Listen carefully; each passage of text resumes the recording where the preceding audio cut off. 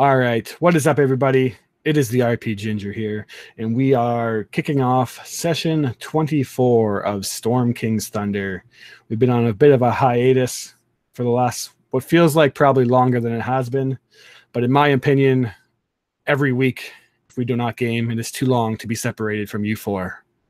So, I'm glad to be back. This session is titled Dynasty of the Sails. The party, last session, have entered the city of Luskan, the wonderful city of sails. It's kind of like this, when you hear about Luskan, it's supposed to be this beautiful, almost romantic city of ships and sails, and it's supposed to be this absolutely amazing place. But as you got there, you seen that it was quite the opposite of what you were expecting. It's essentially a shithole overrun by pirates, and the streets are littered with garbage and bandits and pirates taking what they want, and definitely not what you were expecting. So you kind of bunked down for the night, preparing. Sunlit being a bit exhausted from a sickness that she's seeming to have picked up, and not being able to rest at any time. Anytime she falls asleep, she has these horrible nightmares of the sea and the ocean and being dragged under. Well, she woke up in her inn that they have purchased and found some other individuals that looked like, basically, I'm just going to call them what they were, Kraken priests. And they told Sunlit that they were coming to take her to her new master, Slarkathol is his name, and that she would become his servant, and they would not have to worry about anything else because her new life was going to be great. Sunlit, not really understanding, but not really wanting to hurt her friends, understood that these powerful entities would maybe be better off to comply with. I also forgot to mention that she had this weird water tentacle monster hanging from her mouth, which kind of made it quite uncomfortable, to say the least. And upon the party waking up and seeing this, they sprung into action, and these Kraken priests retaliated with power that the party had not ever faced against yet, almost one-shotting Warrendell with a single strike. I believe we downed Octavios. After a couple beatings, even the heavy Octavios was taken down by these Kraken priests. And it was at that point when Sunlit realized that no matter what she did, no matter how much she complied, these individuals were going to kill her friends.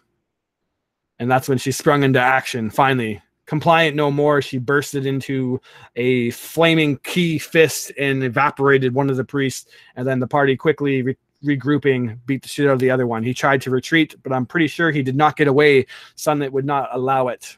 But they warned him, or warned her, that there would be more, and that she would eventually become a servant to Slarkathol.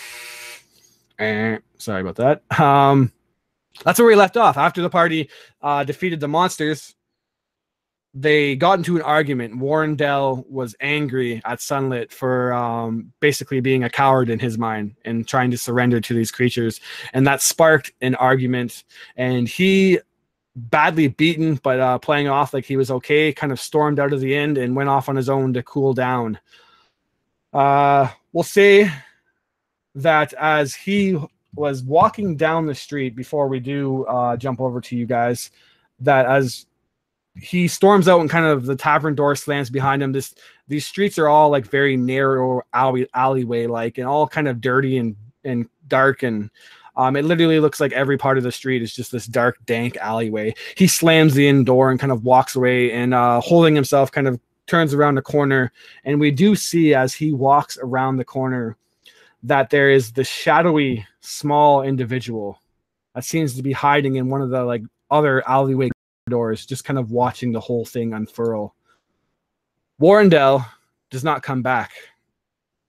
Livy, you spent the day or the night cleaning up after the horrible mess that these Kraken priests and you guys made, blasting out one of the walls and causing massive flood damage. You spent a pretty long time cleaning, and I'm pretty sure that you agreed that you weren't going to sleep until you basically got things in order, correct? Got things in order, and by the time morning was coming around, she went to the kitchens to start cooking.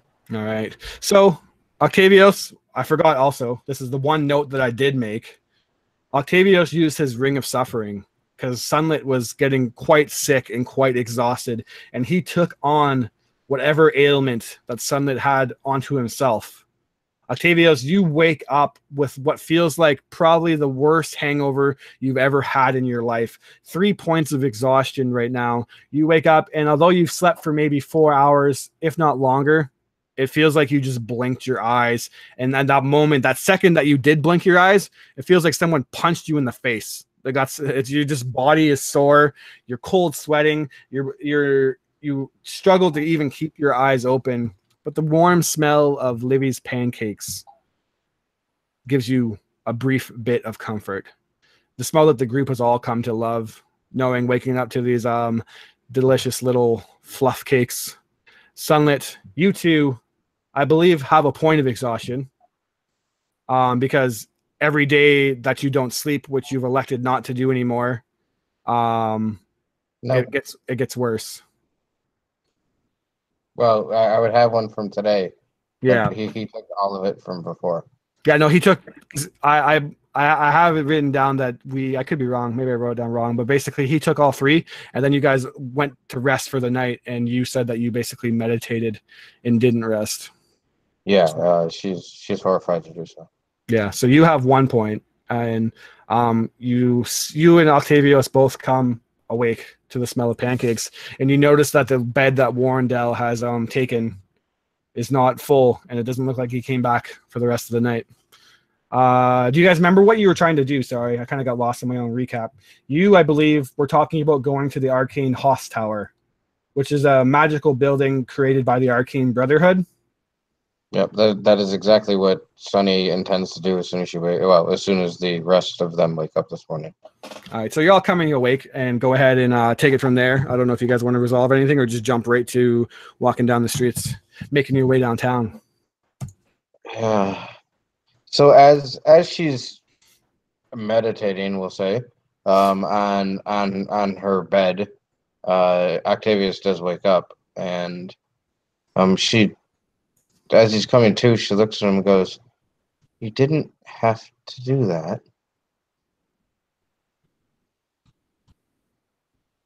Yes, I did.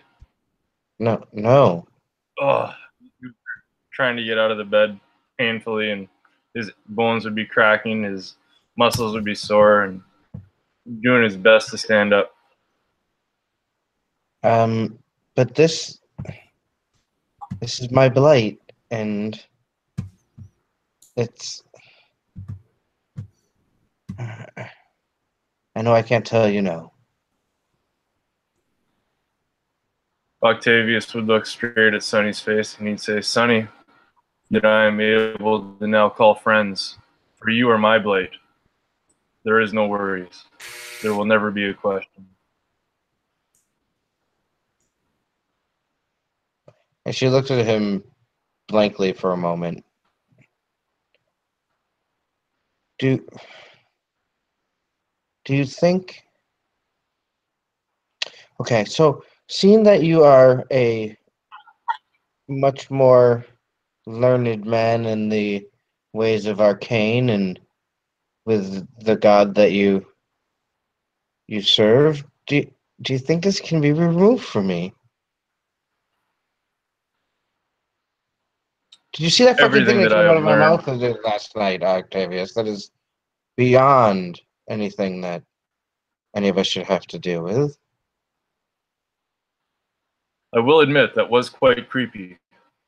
But I do know that the charts say that all suffering can be removed. So yes, I do believe that we can void this of your soul. They said they're coming back. Well, then we will meet them. They're very powerful, my friend. Well, then we will fight in the afterlife. But I will not set foot from your side. Yeah, but as you saw... Oh, I know you didn't see. I'm sorry. They might not want to piss off this kitty.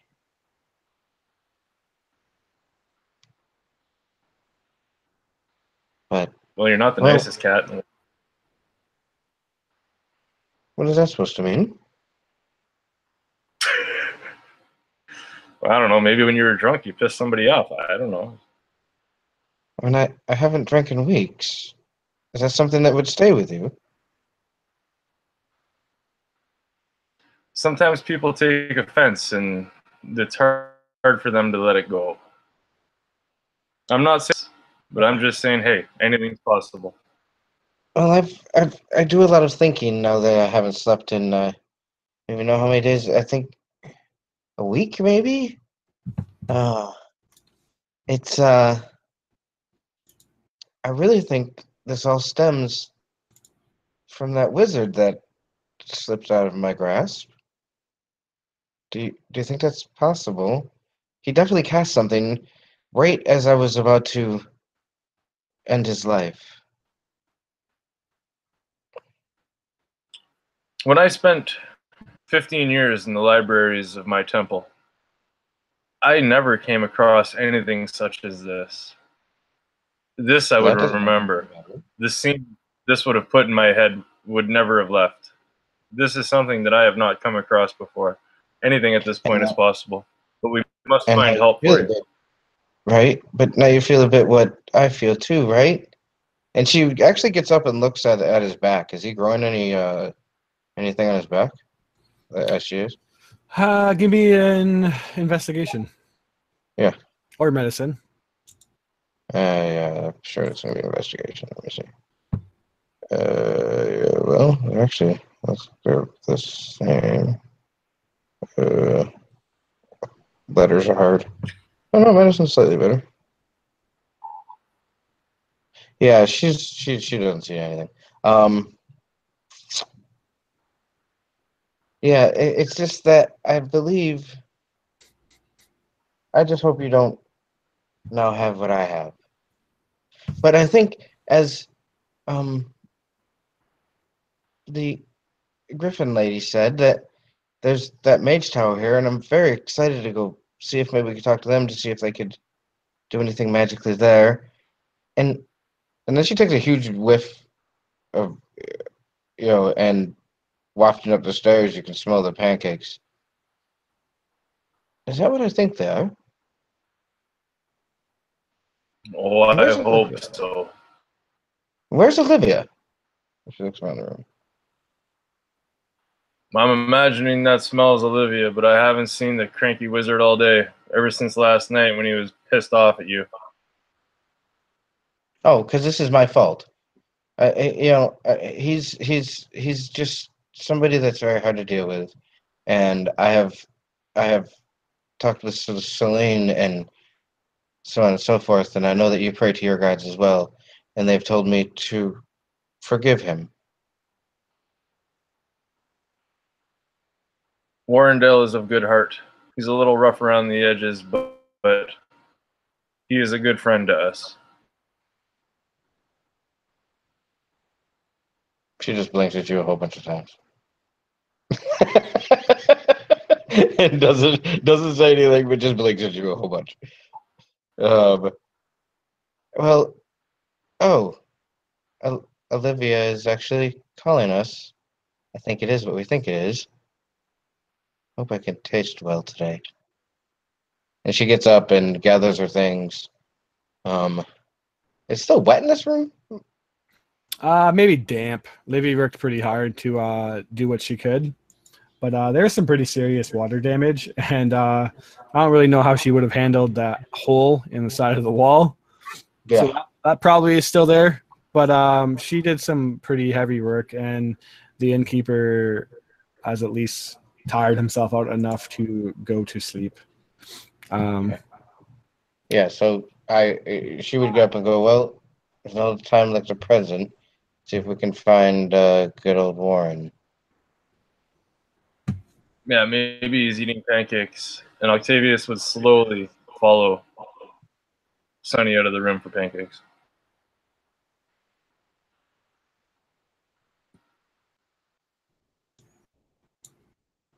And I guess technically, Dan, now that I think about it, Octavius, you would get a long rest. So that's down to 2 points of exhaustion. Because you did sleep it off. All right. You guys come downstairs. The warm smell of the pancakes fill the breakfast nook that you find yourselves in. You see Livy coming out with a bit of flour kind of on probably her makeshift adventuring apron that she wears. A bit's on her cheek that she doesn't probably realize, and she has like a couple stacks full of plates of these warm, plump little pancakes. Some powdered sugar and syrup. It's just the whole 9 yards. She's even managed to cut up a couple of fruit and lay it out on the play table. And she is just all smiles, though her eyes, you can tell, like, she's tired, but she's hopeful that someone patroning the inn might know the men's spell, because she would be like, you can have free pancakes if you'll help out Menda for a little bit. And the hopes to fix a few other things that she couldn't with prestidigitation. Yeah, you find you ask around, and basically what the consensus is there's no casters around, but the Arcane Brotherhood would be able to fix that up, no problem, for a fee. Maybe they'll barter for pancakes, but okay. Pancakes if you to like go. Pancakes, go put an earworm in their ear about how great they are, and see if they'll come here and. Yeah, Good morning, Sonny, and good morning, Warren. How you guys doing? I got a special batch already right here for you guys, nice and fresh. There you go. You look more rested, Sonny.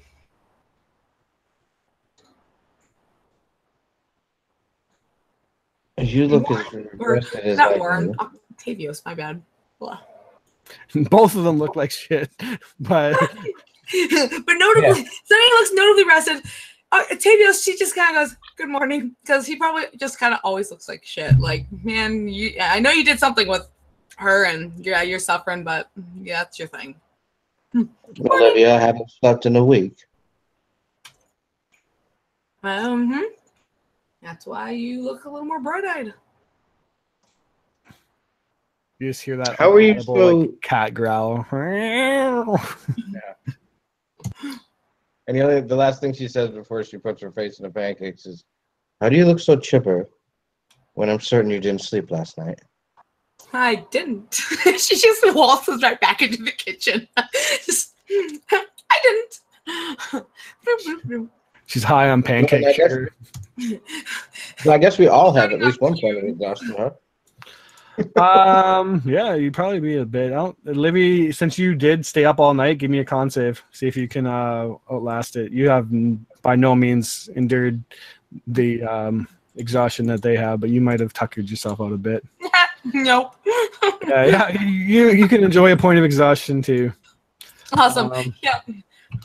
Her pancakes are on point, but everything else about her is a mess. Yeah. All right. So with that, you guys eat your pancakes. You have your fill, and it becomes probably time to get on with the day. Is the consensus that we're going to go search out the Arcane Brotherhood?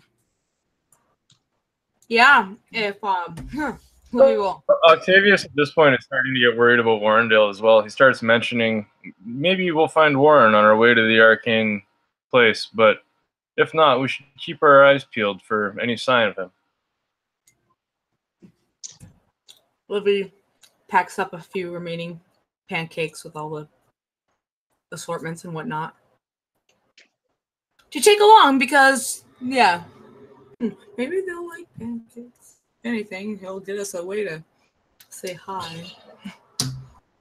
So as Octavius kind of worried about Warrendale mentions his name, we will go back a couple hours to around when the fight just recently ended. Warrendale, you storm off down the streets and you basically kind of walking proudly, like you don't really give a shit. But as you turn the corner around, losing a line of sight with the inn that you just left, you begin to quake from exhaustion yourself. And as you had your hand kind of on your chest, like basically in your pockets, you pull it out and your hand is just completely covered in blood. And then you just get this ringing, like piercing headache. You exerted a lot of your magical arcane power in that fight.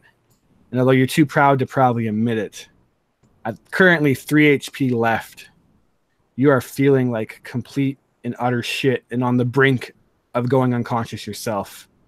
You want to describe what that kind of looks like at all? Are you out of the burrito coma now? Well, I still got the burrito sweats, but that's all right. All right. So I know I got thrown out the window, hit the ground pretty hard. Imagine something like that. Probably have a few busted ribs.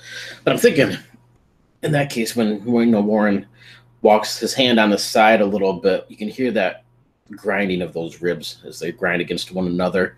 And I imagine some of these may have punctured through a little bit, or ripped the skin a little. So it's not so much just a broken rib, but it's actually punctured out, causing pretty significant damage. That's not something that's going to be stopped bleeding anytime soon. He'll grin and bear it the best he can. You can see he tightens his robes around him a little bit, and you can hear the snap as he kind of tries to mend himself the best he can. Do I have? Yeah, and he'll rub his hands together a little bit, and you see this bluish light kind of scroll across his body. And just for flavor purposes, I'm going to use a shield, but he uses it to kind of help protect himself a little bit more, hoping everything will kind of stay inside of him where it's supposed to be. All right, give me a perception check.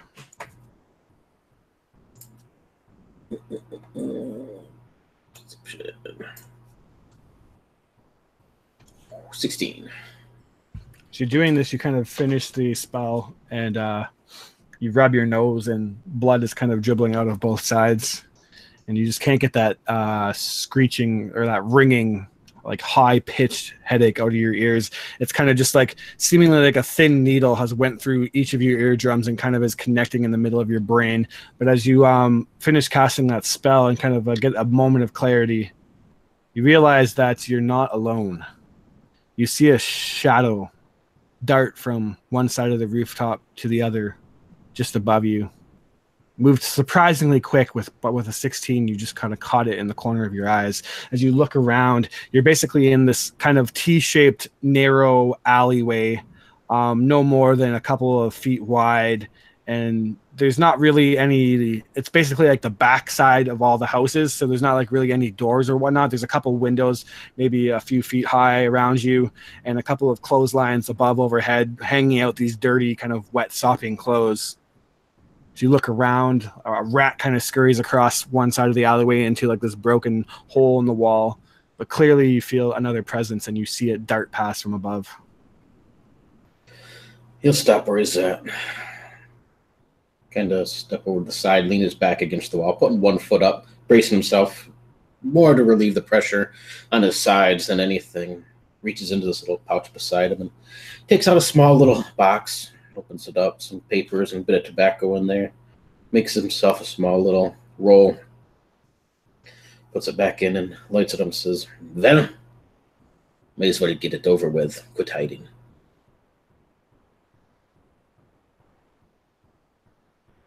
You wait for a moment, and then a shadow kind of walks up above. So the rooftop's probably about 20 feet high. And then there's like a kind of a mini roof just in front of you where the second floor, probably like a pantry or something, extends out from the wall. The figure kind of standing no more than like 4 feet high, comes out robed, looks at you momentarily, and you see that they have like a hook hand. It jumps, kind of like walking forth and just stepping over and then falling down on top of the kind of protrusion, this roof, onto 10 feet below, and then doing a quick little flip and then landing and splashing in a puddle before you. And then the small hooked figure starts to walk up towards you. Can't make out the face of this person. It's hooded. You do, however, see a medallion around their neck that they're holding. You see like this basically tunic that they're wearing and kind of this puffy white shirt for an undercoat, and then these like ratty brown trouser like pants that have been ripped into shorts. The shoes look very old and one of the toes is kind of hanging out, and they begin to walk towards you. He'll take a long drag on a cigarette for the moment, watching the figure.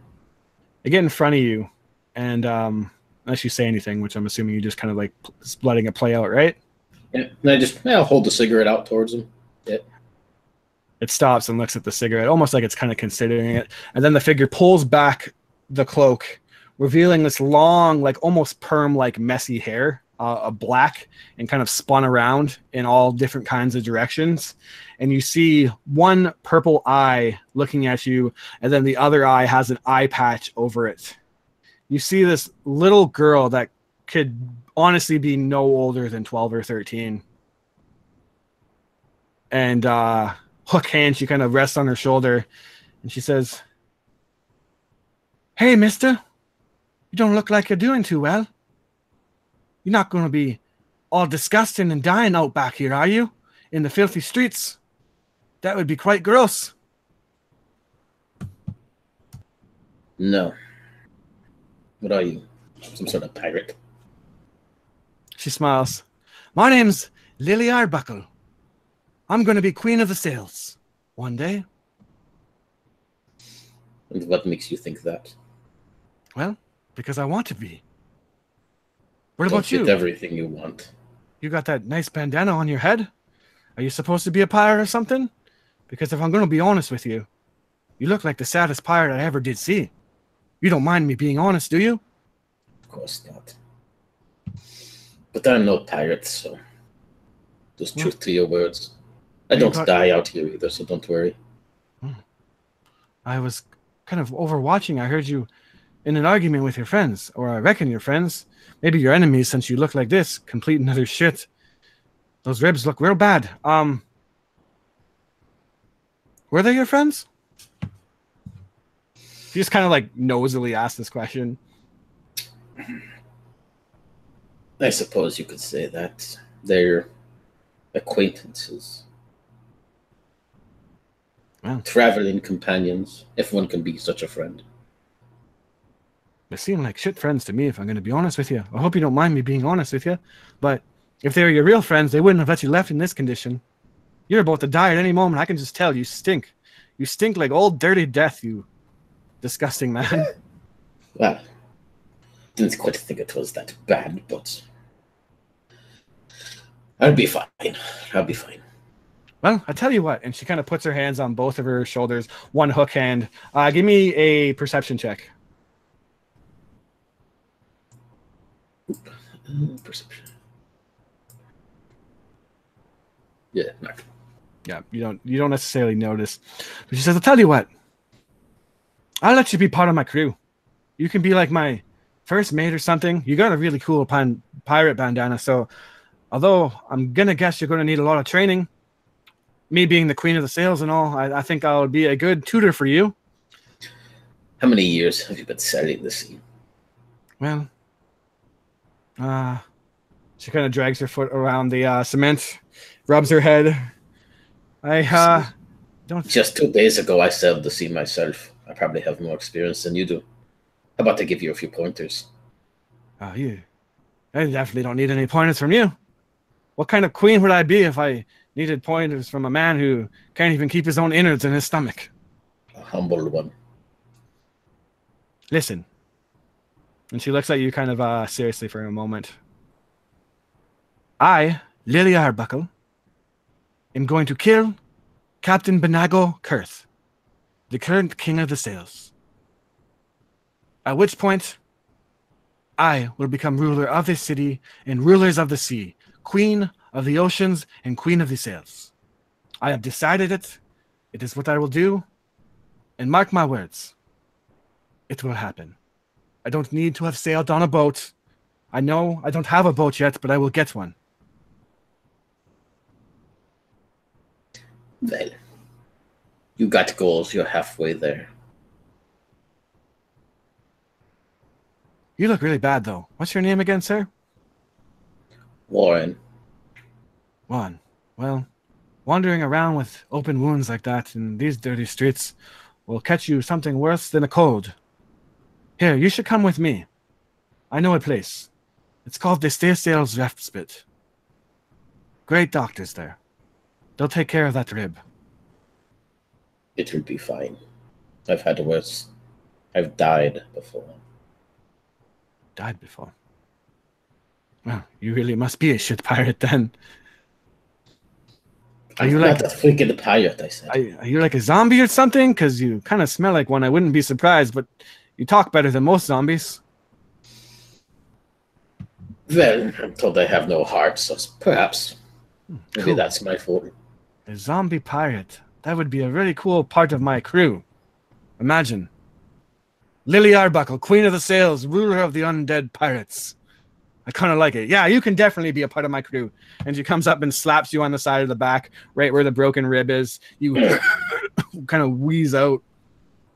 Oh, sorry about that. Do that. Yeah, but listen.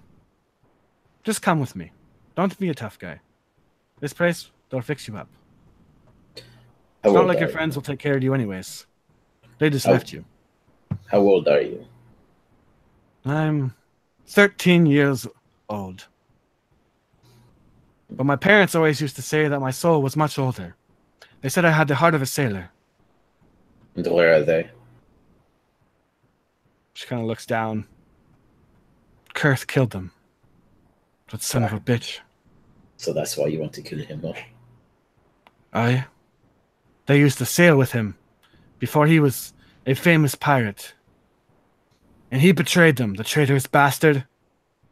Took all the loot for himself and stabbed my own father and mother in the back. What kind of king is that? She spits on the ground. Well, perhaps we have something in common then, because my parents are dead too. Even more reason. They say that if you're going to be part of a crew, you need to have really good chemistry. And, you know, I can maybe get by the fact that you're a zombie and don't have very much pirate experience, but that bandana is pretty freaking cool. And I like your spunk. That's what other ladies say. I doubt any ladies say that, if I'm going to be honest with you. I hope you don't mind me being honest with you. No, Lily, I don't mind being honest with me. She already is showing you the way. Like, come on. It's not far. What about a bit to eat first? Well, My treat. You tell me what you want and we go get it. I'm sure that you're not going to be very good at stealing or anything, are you? You look like you're slow as hell. You walk like an old crippled. I'll pay for it. You just tell me what you want. Ain't look like you've eaten recently. She smells. Maybe some fresh pancakes. Then you tell me where to go and I'll buy you some breakfast.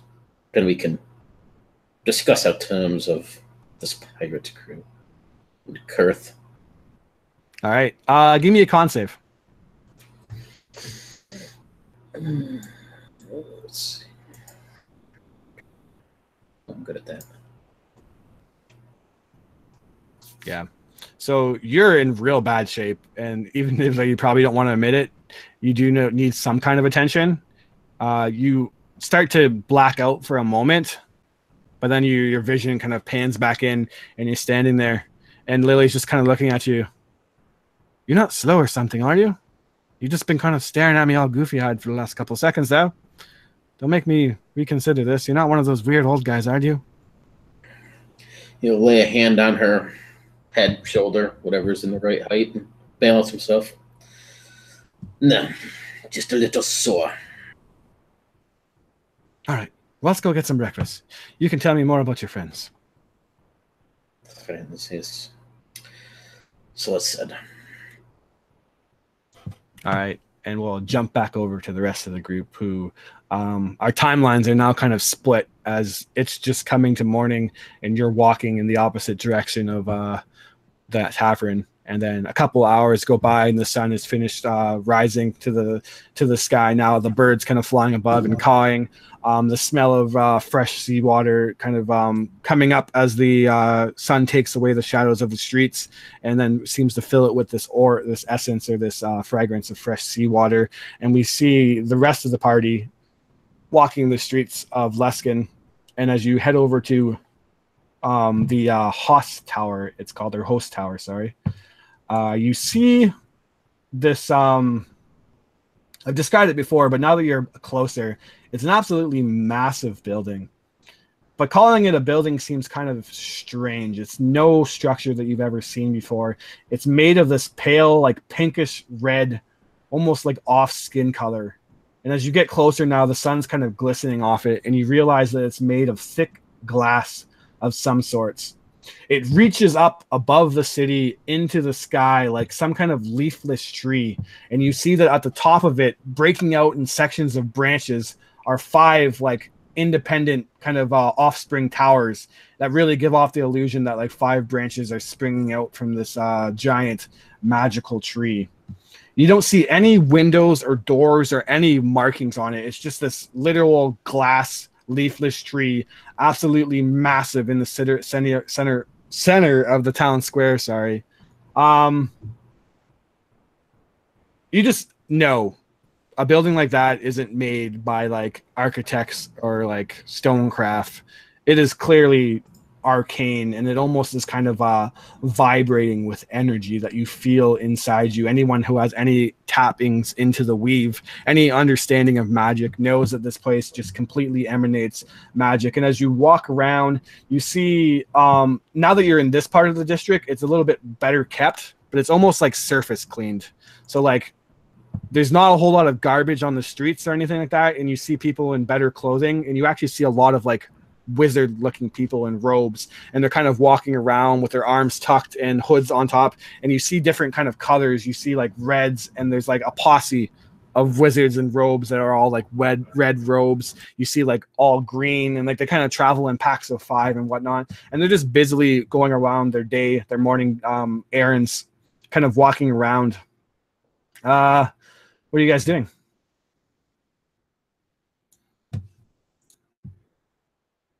Octavius is leaning down to the ground and slowly picking up small stones and gravel, and looking over to Livy and saying, "I don't see a door to knock on," and tossing the stones up and catching them in his own hand, kind of smirking.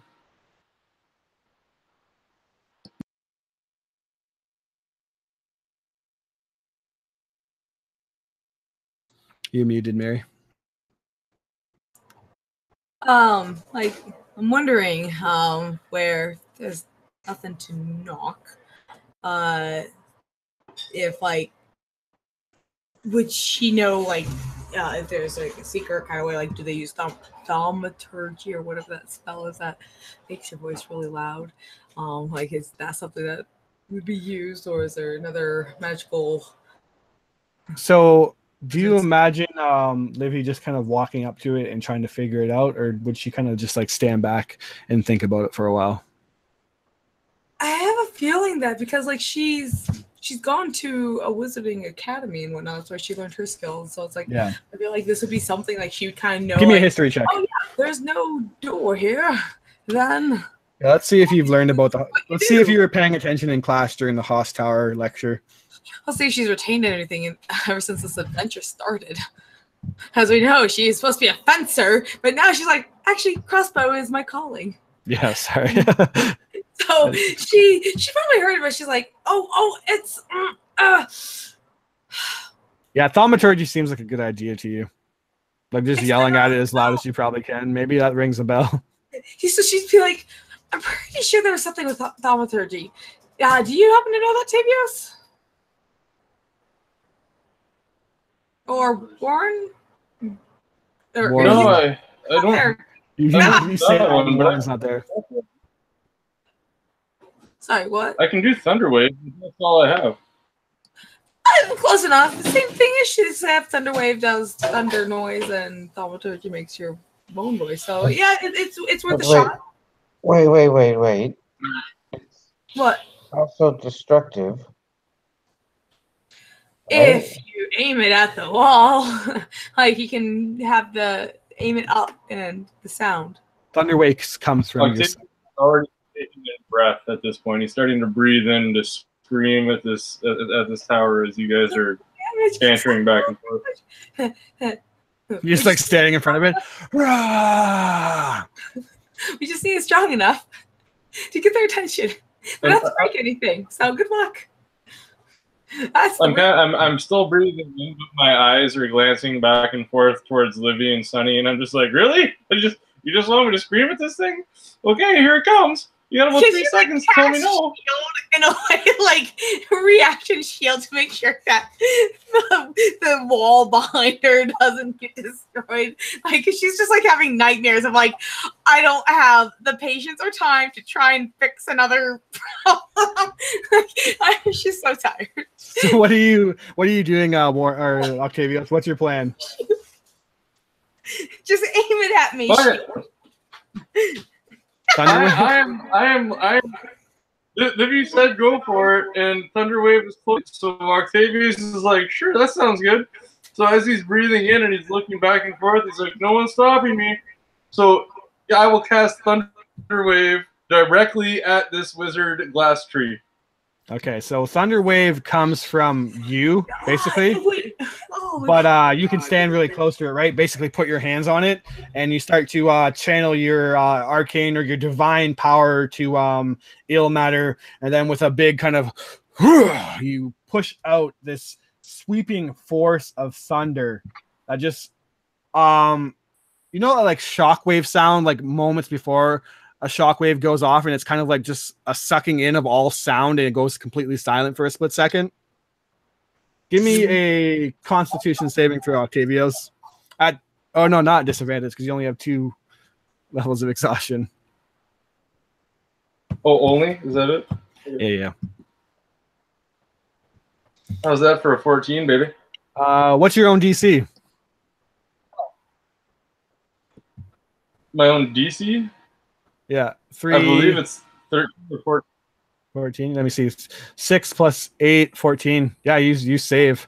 And basically as it goes off, you don't get pushed back, but this shockwave of silence comes over you, and then as you expect the explosion of thunder to sweep out from you, it just hits you in the gut. Your own spell kind of backfires on you. You take 6 damage from it.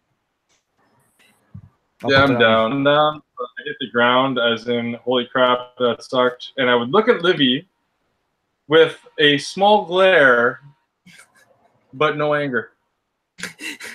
She just kind of looks at the like, that's right, shields, cool. Yeah. Protect you. We'll just kind of wait, and she'll wait like 30 seconds. And as Octavius was on the ground, basically air taken away from him, trying to catch his breath, you see a pack of yellow wizards all in robes, kind of just like momentarily looking at you 3, and then just quickly looking ahead, and then they kind of like just walking with their hands entwined, walk straight towards the building. And like literally like Harry Potter, like walk into it, and instead of like slamming into the wall, they just kind of walk right through the building. And then disappear. I have Livy, like, that's kind of. Oh, she's gonna just come on, guys, like lead the way. Just like, oh, it's one of those doors. This is great. Just charges in. And for the first time, anybody listening will actually hear Octavius under his breath mutter, "Fucking Thunderwave," and he will get up off the ground. Yeah, being on the other end of that thunder wave feels pretty crappy. So as you walk in, this is a pretty impressive sized tower. But as you kind of walk into the wall, I imagine the other 2, Octavius and Sunlit, are maybe a little bit more hesitant. But after a while, you see Livy walk in, disappear. You like wait for a second, like contemplating the fact that maybe Livy has just been like obliterated to another plane of existence. But then she kind of pokes her head back out like, hey, come on, guys. What are you waiting for? And you all walk in, and the radius of this tower is maybe like 30-foot radius. So it's like pretty big. But as you walk in, you now find yourselves in this impossibly long like lobby or hallway. It just literally stretches as you kind of walk through the glass. It's like you're transported to another world, and you see this hallway that stretches on with this kind of checkered pattern carpet and like these black obsidian stone floors and like kind of red trimmed walls. and the hallway just stretches for like hundreds of feet. And you see at the very end of the hallway, sitting on this large, like red and black stone desk, this older looking woman with her hair kind of braided all in like a big pile on top of her head. And she has these ginormous spectacles with a couple of like lenses that can flip over and basically like makeshift bifocals that she can kind of change to. It's so good to meet you again. Yeah. And as you're kind of just standing there, you see some wizards, the yellow ones, kind of walking down the hallway. And as they're walking down this long hallway, you see that their feet are kind of moving slow, but they're almost like zooming across the hallway at like walking on like an escalator, it would look like.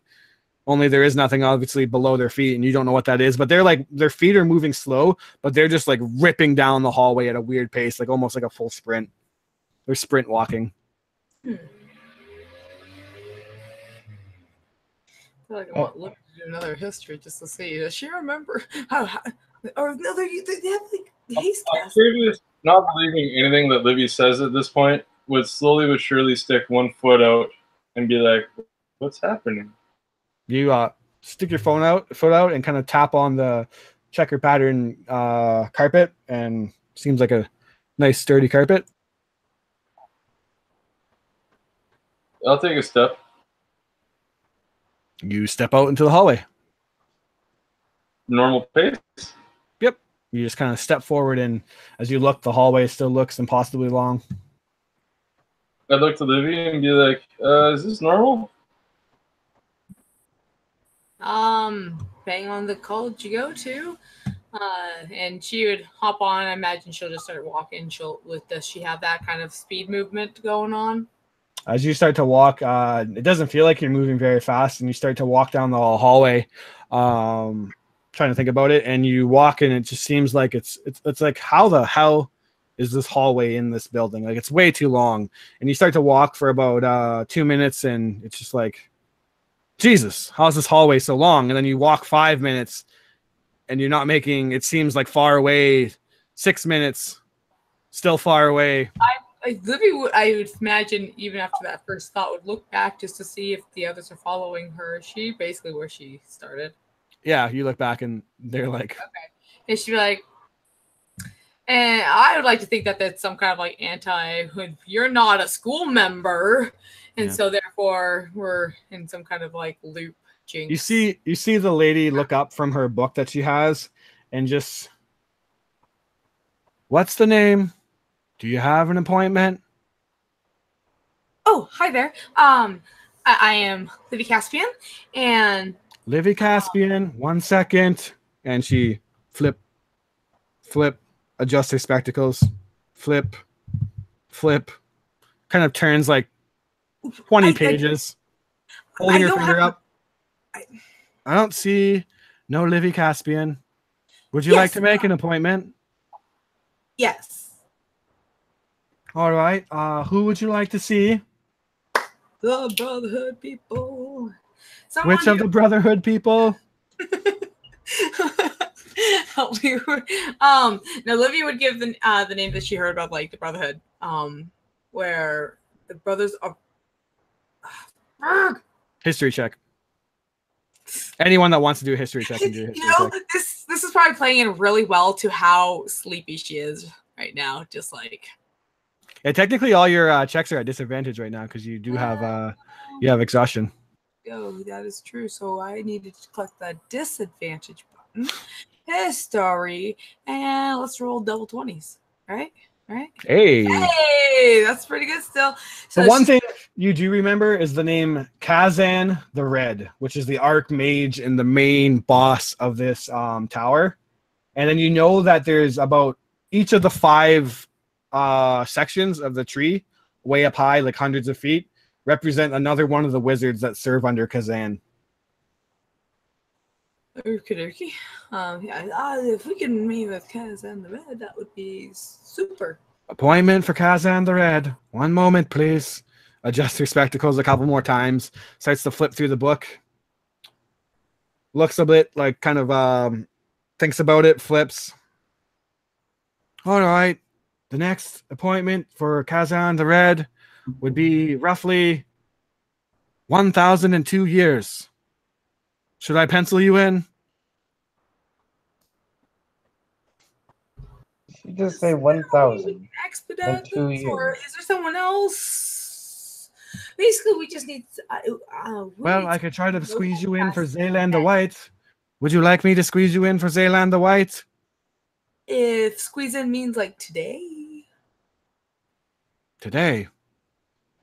These are the Arcane Brotherhoods, the over wizards and arcane mages of the Host Tower.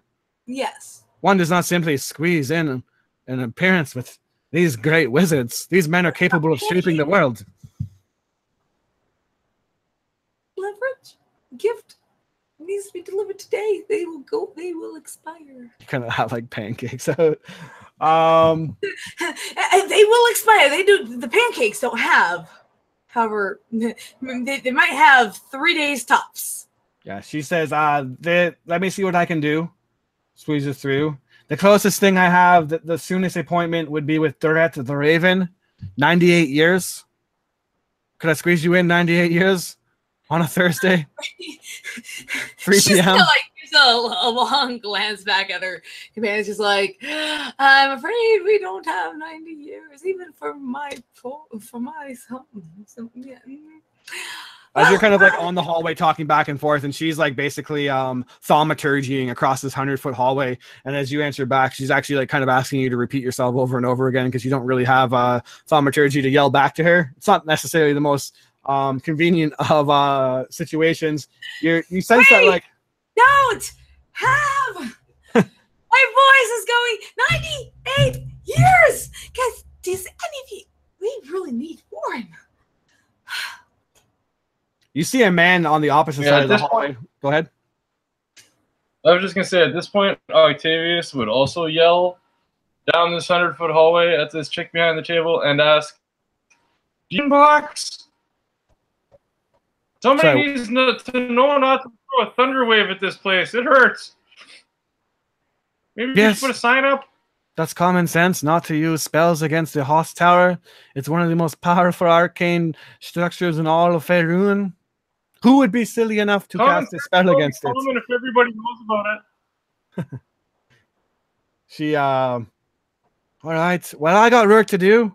If you're not going to be booking an appointment today, then it's best off that you see yourselves out. All right. You see a man at that point as you kind of just like, well, this has been utterly a point miss. Kind of hurrying along behind the desk, coming down, banthing into existence, and he's kind of tripping over his robes momentarily. Hello, Angus. How's the day so far? Well, it could be better. These people are badgering me, being quite rude. They're casting spells at the Arcane Brother Valish. Come on. And well, I'm sure, Agnes, they just don't quite understand what's going on. They clearly look like they're not from around here. And he begins to speed walk over to you. And as he does so, you see this younger man with kind of sunny, curly, blonde hair, kind of cut a bit shaggy. And he has a 5 o'clock shadow that permanently looks kind of stuck onto his face. And he's completely wearing these like brown robes. And he says, "Oh, are those pancakes? They smell quite good." Yes, we were hoping to bring them to one of the Arcane Brothers, and well, you're in luck. I'm an Arcane Brother, my friend. What's your name? I am Libby Caspian. As she like kind of shifts the parcel over and holds out. He's like grabbing the pancakes from your hand and has like a bite into it. Oh, name's Vargas the Brown. Vargas the Brown. And he takes another bite. That's delicious. Valish. Awesome. Yeah. So, and down the way a little bit, we need help trying to restore some of the condition that transpired from an unforeseeable event. Yes, last night. Sir. Yes, my tabaxi friend. What can I do for you? Have you ever seen something that looks like this before? And she removes her cloak. My God, what the hell is wrong with you? I'm trying to eat a pancake here. That's disgusting. Put your Put that clothes back away. on. Have you no decency? You didn't take off her clothes. She removed her cloak. Yeah, I know. But I imagine you just kind of show off your disgusting, like, Yeah. barnacle skin, and like he almost just vomits from it, and just like, dear God, what the hell, did you sleep with an octopus or something? That looks terrible. No, I was not trying to breed with an octopus. But what I'm going to tell you is that I certainly came in contact with a wizard, and now I'm like this. A wizard, you say? And he actually kind of, here, Livy, do you mind? Holds out the half-eaten pancake, goes over and grabs your arm, lifts it up, looks a bit repulsed for a moment, comes in, sniffs it. Ooh, bad idea. Puts it down. A wizard, you say, did this? Yes, we were in a stronghold with a wizard that he stole a relic that we were recovering, and I was going to apprehend him, and then he cast a spell of some sort, and now this has been happening over a couple of weeks' time. I have dreams that are very vivid and like I'm drowning. And do you have some place that we could talk? Oh, that sounds terrible, my friend. Yeah. Come with We me. have more of those pancakes. Yeah, oh, great. Yes, bring the pancakes, but please, like, cover yourself up or something. You look disgusting. And she I mean that does in the nicest way, you know. I'm not trying to hurt your feelings or anything, but when a man's trying to enjoy a nice fluffy pancake, the last thing he wants to see is some barnacles growing out of someone's arm. The last thing I want is barnacles growing out of my arms. Yeah, true. Well said. Agnes, I'm gonna bring these ones in with me. Do you mind? Just, yeah, but, and then she, all right, Valish, go ahead. Seems to trace a sigil in the air, and he starts to walk down the hallway, speed walking like he's on an escalator. Well, are you guys coming? I don't have all day here. I'm an arcane brother. I got lots of work to do. Does my extraordinary amount of speed help me? Are you like full on sprinting? When he says that, she moves at her incredible pace. Yeah, so you literally like break the sound barrier if you're like running, because essentially this like triples your walking speed while still walking. So like if you're sprinting, you almost hear like a crackle of like, and then give me a dexterity saving throw to not smash into the desk, because you're like literally doing like almost Mach 3 or something. Yeah. That's funny. Yeah. Wait, is that a disadvantage? Yeah, no, you're not high enough exhaustion yet. Dex save. So yeah. Yeah, you literally like, you know that like Star Trek thing when you start to see like stars in light speed travel beam by you full on sprint, and then before you know it, like in a snap of a finger, the desk suddenly like materializes in front of you and you slam headfirst into it. Papers kind of fly up on Agnes's desk, and she just, oh my God, what's going on? And tries to grab them. And then Valish is looking at you like, what are you, slow in the head? This is an arcane tower, my friend. You can't just go fucking running around like a maniac. You told me to keep up, and this condition that I have is non-casters, I tell you. Different. Sorry. Sorry. Babysit them. Sorry, Agnes. The thing, this place needs signs. You need signs all around this place. Aye, signs that keep out non-casters. That would help out quite a bit, I reckon. Nonetheless, he starts to bring you through, and basically you start walking through what seems like just an assortment of doorways. You're turning left and right, and as you like open up a door, it seems like it's going to go into like another like similar shaped, just generic square room with like tables and desks and lanterns, and the lanterns themselves kind of are like just a glass vial, and then a light is kind of just like floating in them above. But each time you go to walk into one of these just generic hallways, you kind of just feel yourself get light and bamf out, and suddenly you're in kind of like a hole. You walk through the doorway, but you don't end off where you're going. And then it's very like Hogwartsy as you're going around. You see like people walking on staircases, like vertical on the walls and stuff like that, going in all different kinds of directions. And this tower is just absolutely mind-bogglingly huge. You don't know how they fit all of this in, and all the wizards are kind of going around their daily routines in the Hoss Tower, doing who knows what. You hear like the bamfs of explosions as wizards are testing out new spells and trying to figure out the arcane secrets that have been lost in the world. And as you're kind of on this weird journey, you get like disoriented from all the magical bamfing and teleporting and warping and walking on walls and ceilings, and it's just a process. It literally takes no more than 5 minutes, but you just feel even more exhausted as you just seen like some weird ass shit, and you finally get into his messy room, and Levy is very much at home, like I miss the academy, and she might get hit like if unless people are like keeping a close eye on her, she might get distracted if like there are people, peers, and other students and whatnot. She may just like, oh wait, what dueling class? Wait, what Eldritch? What? I want to go peek in. So yeah. So you get into his thing, and he kind of pulls out his wand, and Sunlight, you almost kind of like instinctively back off a bit, because the last time a wand was pulled on you, it sent a fireball your way, and is the reason that you got into this situation.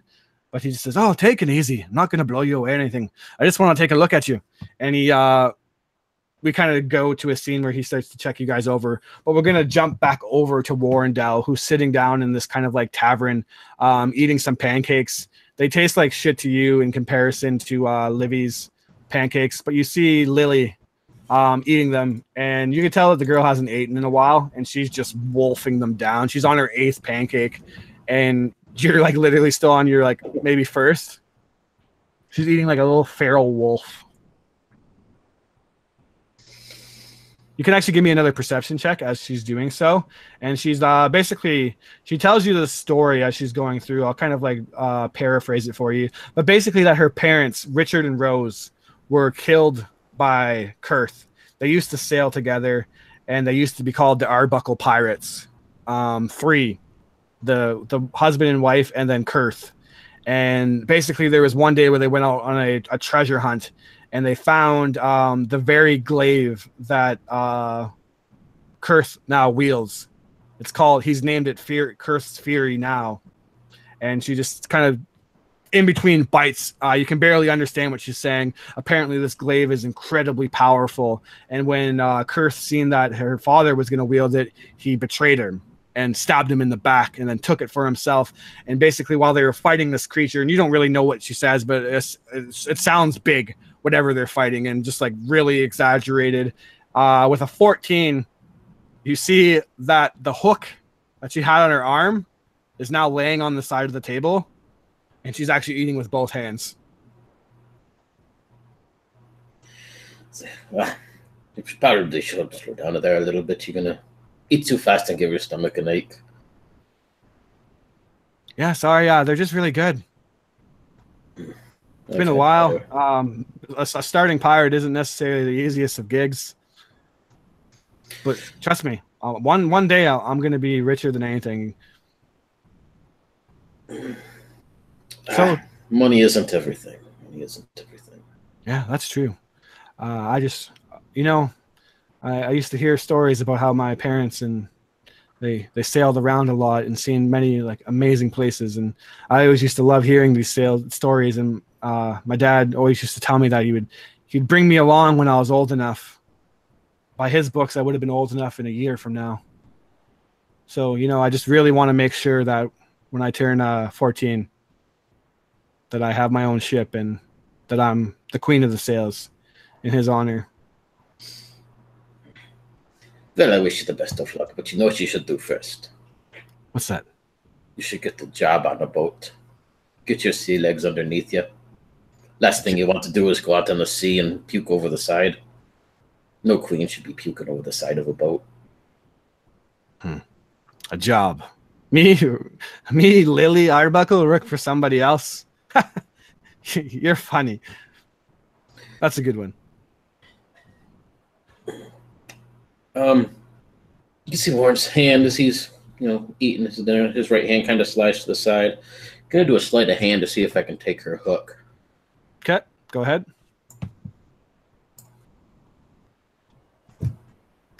26. All right, let's see. I'm just gonna use her passive perception, which is pretty high, but yeah, you grab her hook.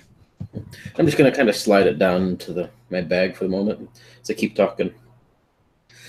So, the appearance seemed like they were quite interesting, loving.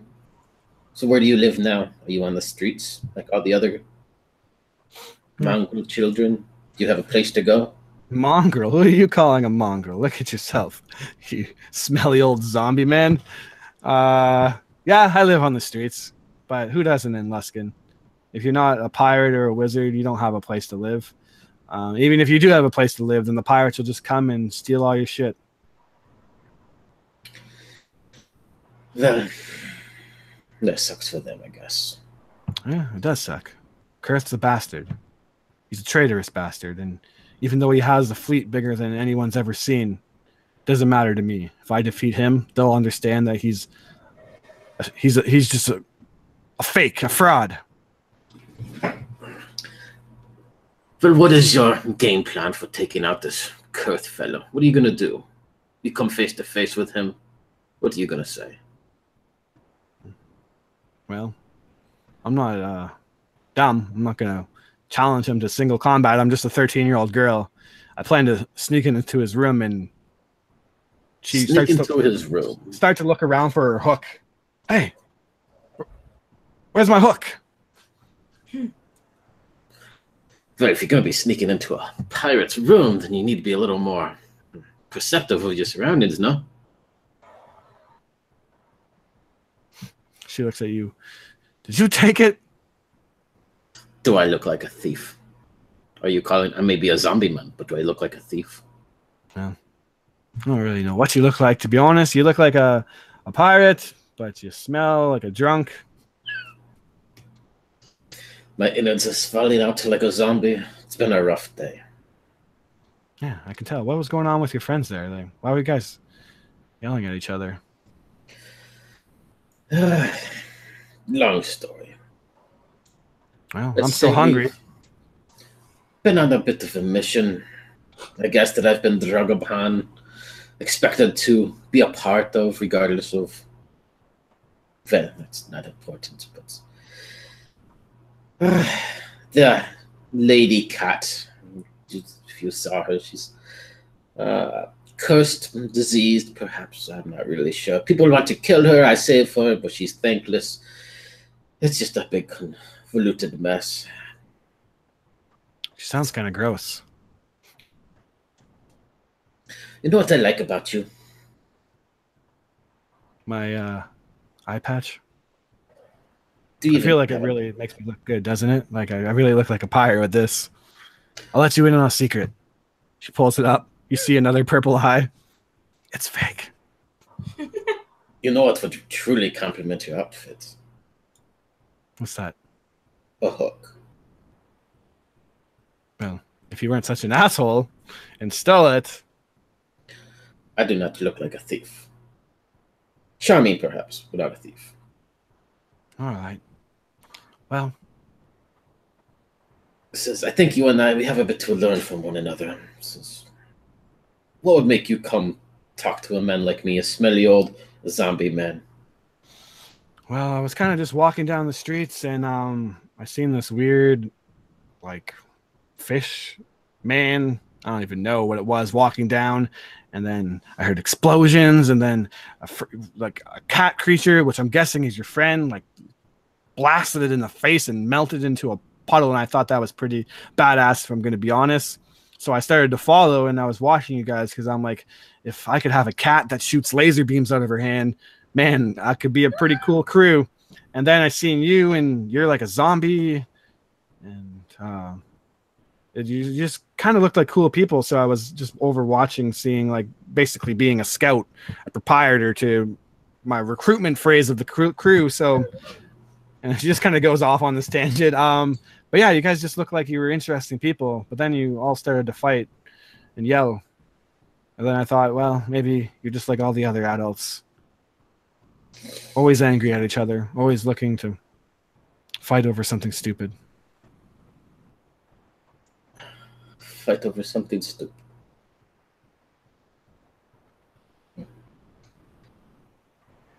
Well, I can't argue with that, I suppose. That's what adults do. Can never disagree. Too many opinions in the pot. That's why I say you just become a pirate with me. Man, we can just sail the sea, find treasures, help those in need. It'd be awesome. Help those in need. I don't do such things. Well, you could do your weird zombie things, so please just don't eat any brains in front of me. It's really disgusting. I don't want to judge you or anything, but that's one rule we're going to set up right now. No brain eating in front of me. Fine, fine. Come, I want to show you something. I know you think you're all tough and you don't need your ribs looked at, but I'm telling you, you're going to get in trouble if you don't. And I swear, I know a doctor and she's really good. He'll push himself up from the table with a bit of a grunt. Start following her. What about arms? Can I at least eat somebody's arm? Like, what you do on your own time is your own business. It's not in front of me, man. Sustenance. I need something, right? You don't want your zombie men dying. Well, you seem to be eating those pancakes. Zombie man can't die anyways. You're already dead. You said you died. I've been paying attention. I've been listening to you. Fair enough, fair enough. Come, let's go see this person that you desired that I should speak with. Yeah, all right. Trust me. She's a great doctor. And begins to walk you through the streets. I lost my section here. Let me pull up this. And you end up at basically going down into the danker and danker parts of the alley neighborhood, getting really close to the dock district, which is where the pirates are the worst. And as you're walking through, you would literally see like bandit-like individuals, like just going down the street and taking what they want. They would like be kicking in the doors and going into people's houses and taking them, and you'd hear them out like, "Oh, this is for Girth. We're coming to take your goods." And they would go into the house and you'd see like them ripping like food away from a mother with child and just like really horrible things. If you were to basically try to step up to that, Lily would be like, "Oh no, don't do that. You'll just start a scene. We'll be caught out here. There's a lot of them. Trust me." And yeah, as you walk through the streets, you see some pretty like shady things, and the pirates definitely seem to be overrunning this entire area. It's very like buildings are boarded up and destroyed. It's probably one of the slummier places you've ever been, and you've been in some pretty slummy places. But eventually, you actually go towards the sewer of the city. She kind of lifts open one of the grates, and you drop down, and you begin to walk through this like circular kind of under-city sewage line. The water just basically in the center of it. You don't have to really get any on your feet if you walk on the side. And she just kind of tells you not much further. And eventually you come up to like this curtain that blocks off a certain segment of it. And as she opens up to it, she says, "Welcome to the Stay Sales Respite. The Undercity Hospital of Luskin." Did you say the cesspit? No. Respite, she says. "I see what you did there, though. Pretty funny. But this is all we have. People that live out in the streets in the open, Curse will just come and take what they want. Pirates are bastards. They don't really get it around here." So they think you want to be a pirate if you don't like them. Well, I don't want to be a pirate like them. I want to be a pirate like my dad and my mom. They just went out looking for treasure. So they were treasure hunters, not pirates. You call it what you want. I don't really know what a zombie would know about being a pirate, but that's okay. You take your bandana and ride in on your high horse. Which one of us has been on the boat? Listen, are you going to hold that above me forever? I told you, when I'm 14, I'm going to be on a boat. and it's going to be a badass boat. So how long ago did your parents die? She would about 3 years. So you were 9. 10. She cracks. See, Warren thinks for just a few minutes as he continues to follow her down to wherever she's taken, but just kind of clams up and doesn't really say anything else. Yeah, and she walks up and kind of, you walk through and you see that things are bad here. Obviously, it's a sewer and a hospital. You would think that those kind of things don't necessarily go together all too well, but they're doing what they can, and they have medical supplies that are like kind of hidden away in literally crates, like nothing's stored properly. But you basically are brought behind, and they're just kind of sectioned off into these like curtain cubicles, and you are brought towards one kind of open curtain, and you see a pretty attractive, like brown-haired, wavy-haired woman, and she is busily at work at someone who has lost their leg, and the man's just kind of yelling out in pain, and you see her kind of rub her hands together and everyone get out of the way, and basically go over and start to hover her hands and send out this arcane healing, and the man kind of winces out, but you see that some of the flesh starts to grow back, and it's really nasty sight, but like Lily's just like taking it in like a kid seeing like a disgusting bug or something like that, and she'd look to you and whisper and like, see, I told you she's really good. I've seen better, because she's forgetting one very important thing. He needs a peg. She kind of laughs. Yeah, I suppose you're right. And as you finish the lady, she's like, this is enough regeneration magic for today. We'll come back and see if we can get more progress. She turns around. Oh, Lily. You haven't been around in a while? You didn't go breaking another arm or something, did you? I swear if you get into too much more trouble, you're going to need that hook for real. And she kind of laughs and says, you wish, Alice. No one will be able to cut off my arm. I'm too quick and too sneaky. This is my friend, though. He's a zombie. Don't be weirded out. He likes pancakes. We're working on the brain-eating thing, but his innards are falling out. It's really disgusting. You don't suppose you could help him or something? I kind of want him to be part of my crew. She comes out and holds out her hand. Name's Alice. Who are you? What are you doing hanging out with Lily? He'll take her hand, kind of raise it up and kiss it gently, and do his best to offer a little bit of a sweeping bow. As you try to kiss her hand, she pulls it away. I don't know where your lips have been. I'm sorry. The name is Wandel. Charmer of many places. Charmer of children. She kind of looks at you as you're hanging out with Lily. What are you doing? You look awful. Your ribs? You break them or something? Yes.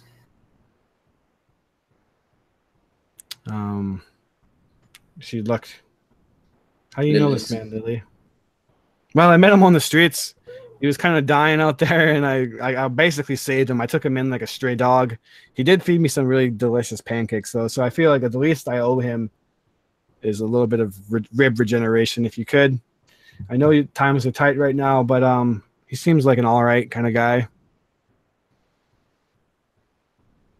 And she would be like, all right, come in. Bring you to another section of bed. Wait for you to lay down. He'll do so.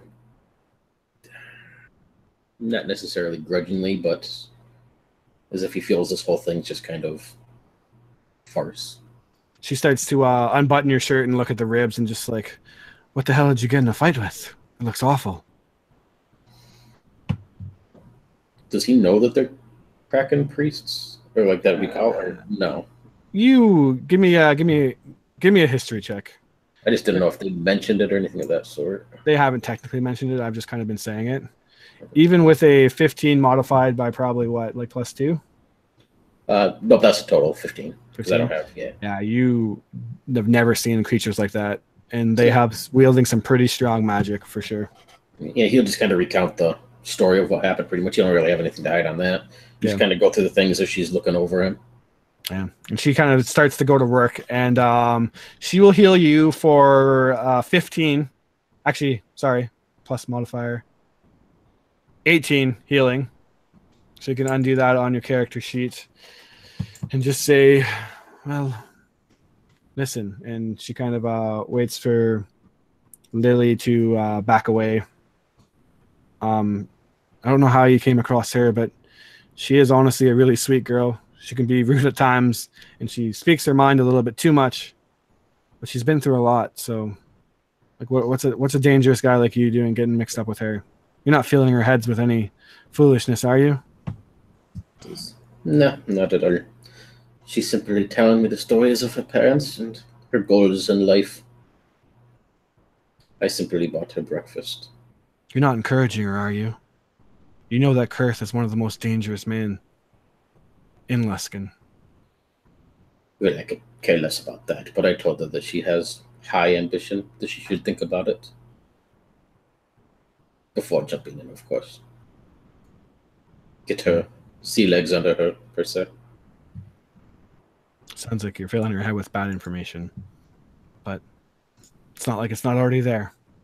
And she would start to tell you again of like how Luskin's in really tough times, and that they did have a hospital that was a little better, but the pirates just continually kept on raiding it. And basically they were forced to go down into the sewers and hide. And so if one of these pirates keep coming, raiding people and doing their thing with this, what do you call him? Kurth. Benigo Kurth. This Kurth fellow. Why don't you do something about it? Why hide down here like cowards, rats in the sewers? She laughs. I'm just a healer, a priest. What am I gonna do? Kurth has. Even not you. What about the rest of these people? Does nobody care? Do you simply hide away and hope it gets better? Kurth's fleet, she kind of says to you, is 10,000 ships strong. Almost all those ships you see out in the bay are under him. The man commands an army of bloodthirsty, greedy men. I, for one, would rather fight than live in such squalor. But that's just me. Yeah, and look where that gets you. Livy, a 13-year-old girl, has more ambition than all these people. If there's one thing that Lily does have, it's ambition. Hopefully it rubs off on the lot of you. But don't take this as a non-thank you. I do appreciate your services, because I probably would have died otherwise. And yeah, go ahead. No worries. If you're gonna thank me, though, you should probably rest. If you just go walking around, you're just gonna undo everything I did. You mind staying here for a bit?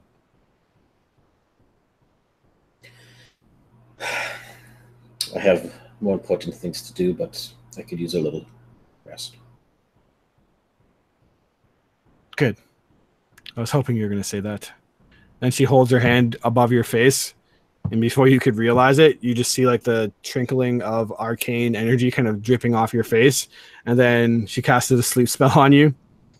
30 is what I rolled. I think that you're under that. I'm at 22. Yeah. So yeah, you just zonk out. 21. Sound asleep. We jump back over. How are we doing for time? I kind of got lost in here. We jump back over to the Arcane Brotherhood, the Hoss Tower, and basically he's been studying you now for a while, Sunlit, probably about an hour, and he backs away, goes to his desk, frivolously turns through pages, writes down notes, goes back to you, looks disgusted, eats pancake. He's kind of abandoned the fact of like eating pancakes and not looking at you. He now like mid inspecting you, touching one of the barnacles with the wand, is eating pancakes at the same time. They're just too simply delicious to put down. And after about an hour, he says, well, I reckon that I ain't ever seen anything like this. This is some ancient magic. This is some dark, powerful stuff, my friend. Whatever wizard you got yourself in a tangle with. Clearly, is getting his powers from elsewhere, and he's getting his powers for something big, mean, and ugly. May I roll history to remember that? Remember Because what? he gave Sir? us his name. Yep, go ahead.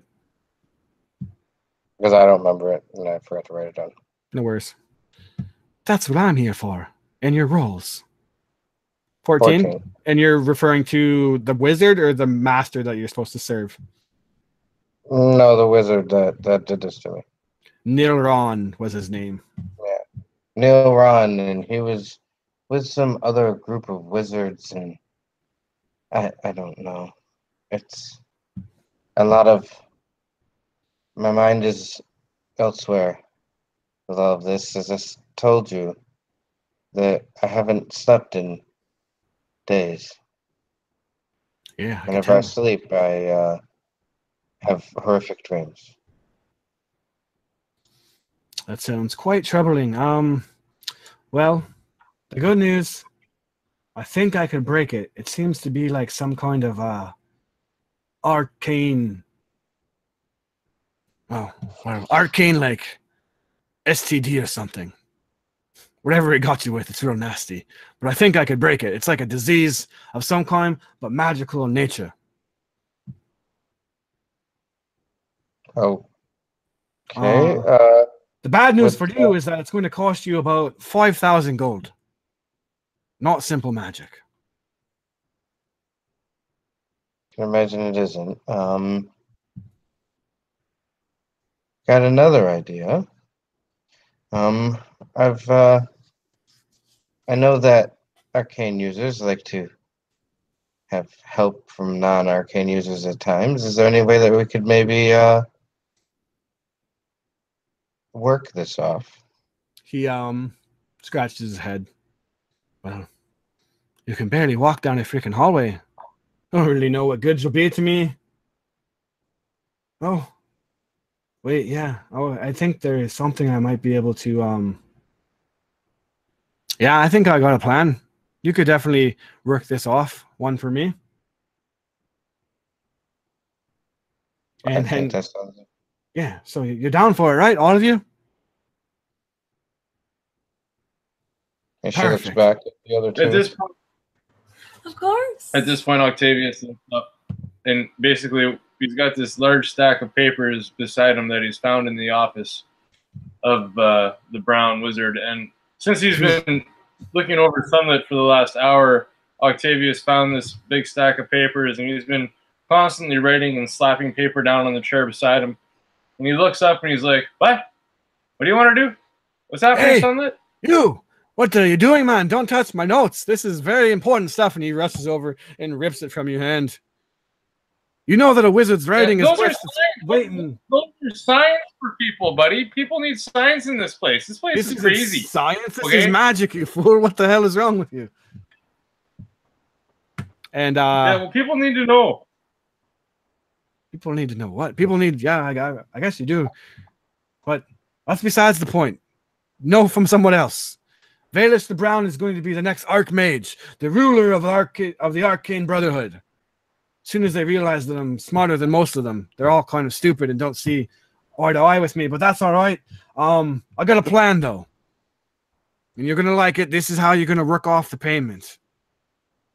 You see, I don't know if you've been here for long, but the pirates are a bunch of fucking assholes. They keep destroying the place and taking what they will, and it's just horrible. Very bad people. They smell bad. They swear a lot. They steal. They just bad individuals. And what you're going to do is you're going to help me out with getting a little payback, dwindling down the forces.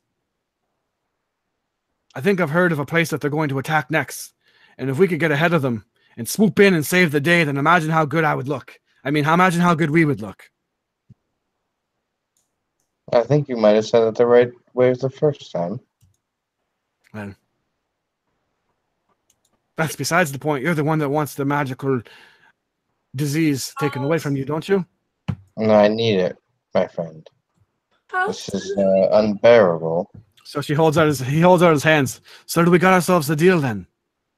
How soon are we tackling this? He looks at basically this like weird arcane calendar slash, you don't really know what it, or you know what it was, is it essentially how wizards tell time, and it's kind of like a pendulum swinging around on a what looks like a clock, but the pendulum itself seems to like defy gravity and like swing with the clock. And he's, oh crap, I lost track of time, we gotta get going quick. We have to go now. Well, what do you mean now? The pirates are going to be attacking any minute now. We're late. You all distracted me. That's what I was heading out of here for. But then you distracted me with those pancakes, you temptress. We're coming. Right? We're going. Right? Yes. Yes. Is it possible for you to remove this before we go? Because I'd be much more effective as a combatant without this. Oh, yeah, I've heard that one before. I remove it for you, and then suddenly you're nowhere to be found. I've seen how quick you move. Even with the best spells, I'm not going to be able to catch you. So, make yourself useful now. It's not something that's done overnight anyways. It's going to take a couple of days. Very well. To help give a little pep in our step, maybe? A little pep. I'm running on fumes, but I didn't sleep last night. Just a heads up. Seems like a poor choice to not sleep if you're going to be fighting pirates. But I'm not going to question your lifestyle. Just make sure yourself so useful. Yeah. And he begins to hurry you guys out of the Arcane Brotherhood Tower. Actually, instead, as you're walking through, you see a sigil. As he opens up his door, he starts to trace a sigil along his door line, and he says, all of you, hurry up. We've got to get going. They're going to be attacking near the Dock District in under City Hospital. That's right. The pirates are going to be attacking young children and injured people. It's terrible. Lead the way. All right. And as you walk through the door, you actually bamf out of his office, and you literally like stumble out. And although it took you like 5 minutes to walk up to his place, you bamf out and are in the middle of the street. People are kind of walking by you all busily. It's now about an hour has passed, like I said, and he starts to hurry you along as he's stuffing things into his packs and whatnot, and telling you that he's got it from a good insight or a resource that the pirates plan to attack the Stay Still Respite, an under sewer hospital, and basically steal all their medical goods and just be general dickasses, as he calls them. Are we doing this alone? Well, you got a powerful wizard, Valus the Brown. I bend the will and reality of world, my friend. I could turn you into a sheep if I wanted to. Do you want to be a sheep? Useful. No. I didn't think so. I just thought I'd ask. It's something I like to get out of the way. You know, some people feel like they're sheeps when they're born. And then he's just kind of like walking you through the streets. Warrendale, you wake up after an unknown amount of time. And give me a perception check as you come to consciousness. You get a long rest now. You're fully healed. Not fully awake, though, apparently. Yeah, no, you're kind of rubbing your eyes, and then you snap to realizing that she cast the spell on you. And you see Lily standing there, kind of her hands tucked behind her back, and she says, oh, good morning, sleepyhead. You kind of passed out for a while there. Are you feeling any better? As one who knows such trickery of sleeps, normally I would boil the blood of such a person with electricity for her of doing such a thing, but oddly enough, I do feel much better. Yeah, of course you do. You look like shit, my friend, if I'm being honest, and I know that you don't mind me being honest, so you look a lot better. You don't look as much like a zombie. I'm still a zombie, don't worry. Oh, good. Because I'm going to be honest that if you weren't a zombie, I don't know if you'd have enough of a criteria to make it aboard the crew. I like you, Lily. Yeah, you're not so bad yourself. A little bit of room for improvement, but I think with a good tutelage and a good leader like myself, you could be a pretty cool pirate. That I could. I should be leaving here, though. I have friends to part with, I guess. Alice kind of comes around the corner, seeing you. She kind of leans up against the pole, holding the curtain up that's opened up, and she says, "Well, I suppose you're probably not going to be paying me, are you? You don't look like the type that pays for these services." I should boil your blood is what I should do. You don't put somebody to sleep without asking first. I prefer my women to beg for my sleep. She laughs. "I'm sure it's not that hard to beg, and I could tell that you were going to say no, and then you would have undid all my work, and then I would have had to do it again, and you would have owed me double. You got any money on you or not?" And what if I do? Shouldn't it be a donation? I don't pay for such services I didn't ask for. That's all I'm asking. We simply go off of what we can scavenge in donations. You're not forced to. No one that comes to the Stay Sail Respite is to. But you look like an adventurer, and normally adventurers like to line their pockets with shiny and expensive things. So, up to you. If we're just another shitty slum hospital that is very obvious, but besides the point. She sighs. Then be gone with you. Just go off and go fight your dragons and save the world like you all think that you're doing. Just be gone out of here. Why do all women have to act like this? Lily, do not act like this when you grow up. She leans in. They probably act like that because you're a bit of an asshole, if I'm being honest. Maybe if you tried being a little bit nicer, women wouldn't be like that to you. And as she says that, poof, a huge explosion rocks the entire sewer, and you start to see things fall down, like bits of stone fall down, and it seems as if the roof's going to collapse in on itself. You instinctively kind of like duck under whatever you can find, feeling that the sewer is going to close in on you. And then after it settles and the dust kind of plumes up and fills the room, you hear people coughing, and then the yelling scream of someone meeting their end, and then the sound of chaos in combat as you yell out, or someone yells out and screams, "Pirates!" Oh, for fuck's sake. I have to do this again. And then she looks to you and says, "Please, if you help us, consider us even. Don't let them take our stuff." Alice or Lily says that? Alice. Their accents are blurring together. Says, "Don't worry, I'll do what I can. Seems to be a given nature. Luck follows me as such. I'll catch up with you." He'll rush past her out into the hallway and kind of get an idea of what's going on.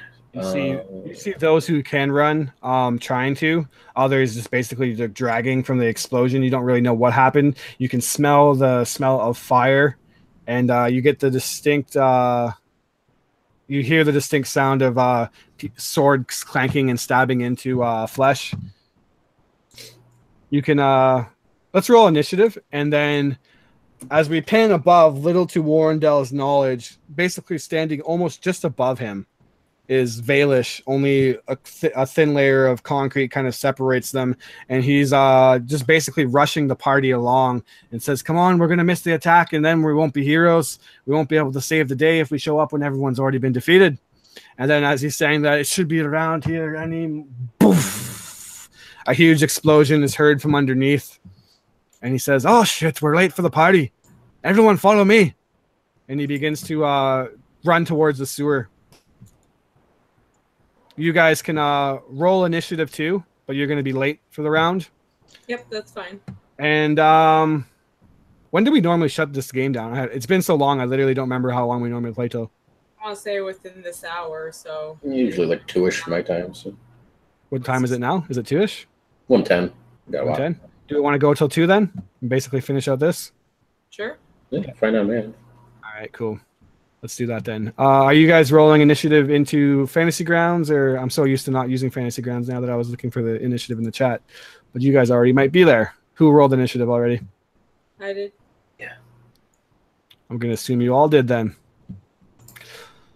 All right. With that then, Warrendale, you rolled What's that, Dan?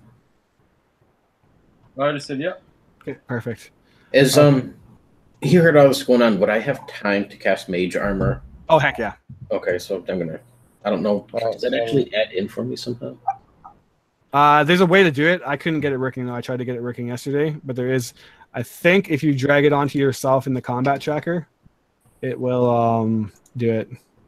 If not, I'll just let you know. But... And then could you remove the death ward, because I don't have that right now, Yeah. and give me a level of exhaustion? I can't actually give you, for some reason, I'm sure there's a way, but I can't figure out how to give exhaustion as per Fantasy Grounds knowing it, but I can write it in like this to remind you, which is what I have been doing. I'm sure there's an actual way, but I literally can't find it for the life of me. And Death Ward is gone. Did you get it working, Warrendale? It says I got a +3, but I didn't change it. So actually, it should be 16 at the moment, but just, I don't know. Yeah.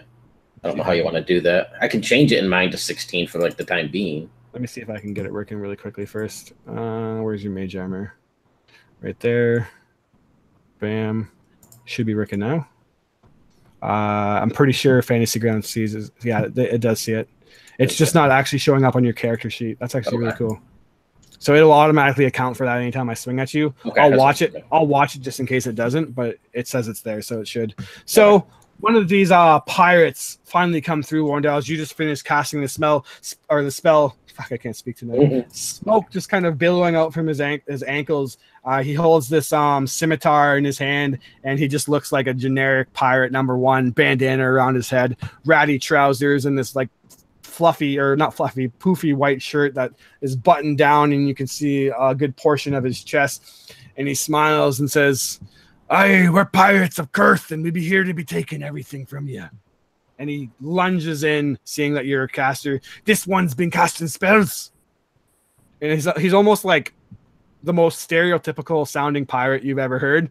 And he lunges in and starts to swing, rolling a miss and a fucking miss, Jesus. Sunlit, your turn is up, but I'm going to assume, unless you have anything crazy that you want to do, that you're just spending it running towards following after Valish. Now you could just, I guess the option's up to you. You could dash in front of him and basically try to find your own way there. But as of right now, you're kind of forced to follow him. As you get underneath town, you're kind of stuck in this maze of underground sewer, and you don't really know where you're going. It's up to you if you want to run ahead or follow him. No, she'll just follow him, but she'll be right on his heels. Okay, perfect. Let me get Lily in here too. Actually, where are you, Lily? Okay. Next up is combat's confusing. So you all are following, and then next round you'll make it there. As Valish says, "Just hurry up! You don't be slowing me down. We got pirates to fight." Another pirate bursts out in front of you, and again, just like the most generic pirate voice of all time, "Yar, we going to be cutting you up, you silly wizard." Give me a insight check, actually, as he swings into you, rolling a hit and hit miss.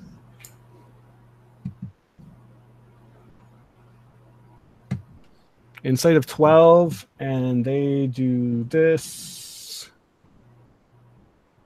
You get the sense for some reason that they're like over-exaggerating their pirate voices. Next up is you, Warrendale, as 2 pirates are now on top of you.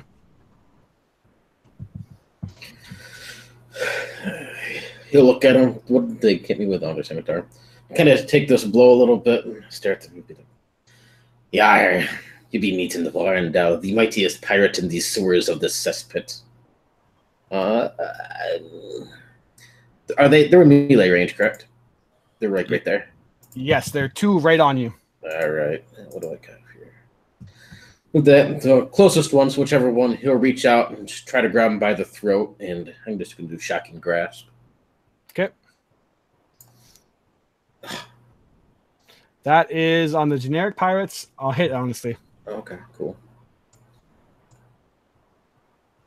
Yeah, and you just grab him by the throat and hold him there. This electricity coursing up along his feet from the ground, right on up through, across his arm, and right into the throat of this guy. Yeah, and you start to zap him, and he kind of you let go of him, and he positions himself to strike you. Anything else on your turn?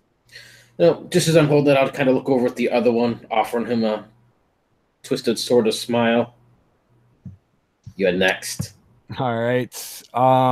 Another figure walks out from behind, and you see this individual clearly looking more important. He has this like gemmed out scimitar that just looks like the most ornate and like just over the top scimitar that any pirate could ever have.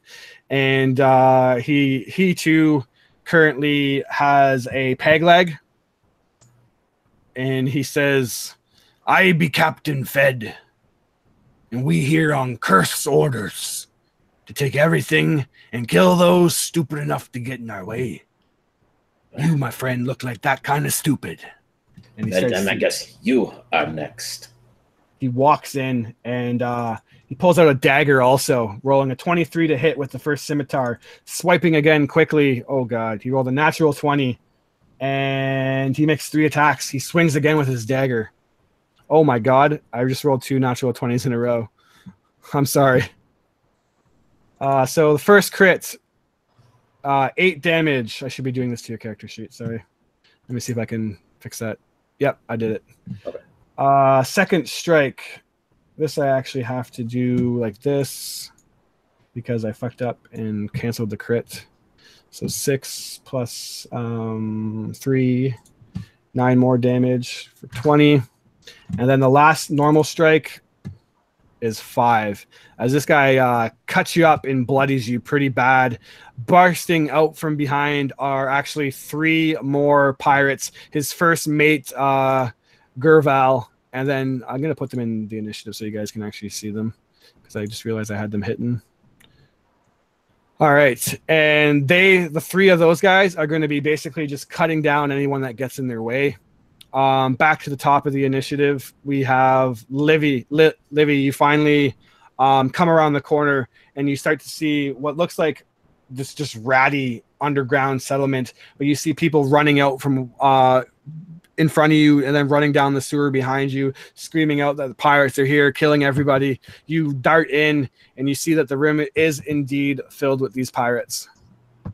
Excellent. As she's running in, she is totally bringing up Maine's Garden to the ready and popping off 2 hits with a 19. Who do you want to be hidden on? 6. There's one pirate that's already injured. Everybody else is normal. If she can see Warren, the pirate that's with him, she'll take aim. You want to take aim at the captain then? Captain Fed? Yes, thank you. All right. That's on him.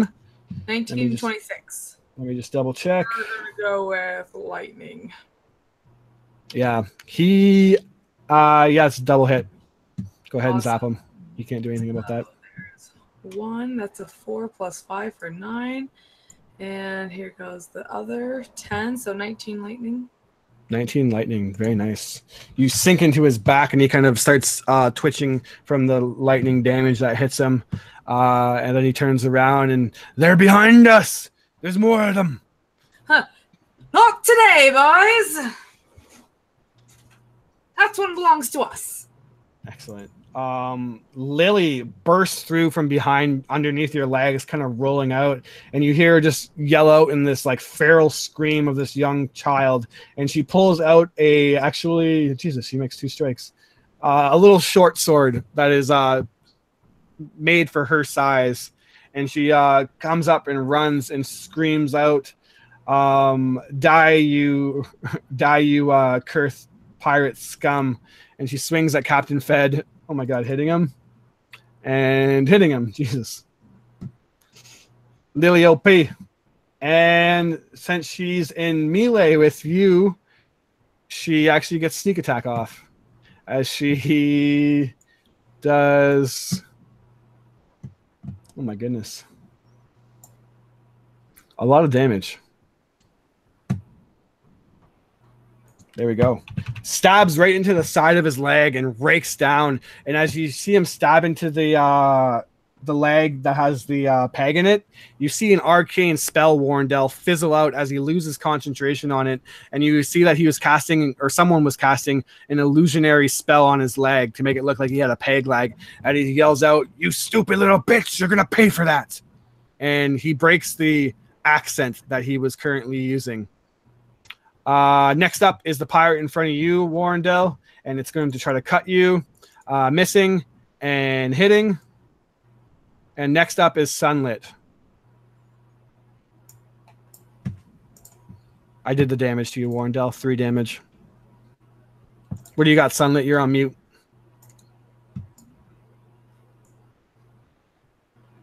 Are you there? Oh. How beautiful. Yeah, so she's gonna just run in and go ham because I haven't slept, I don't get key points back, right? Right, yeah, true. Yeah. Yeah, so she just runs in and goes with the good old Kama whip.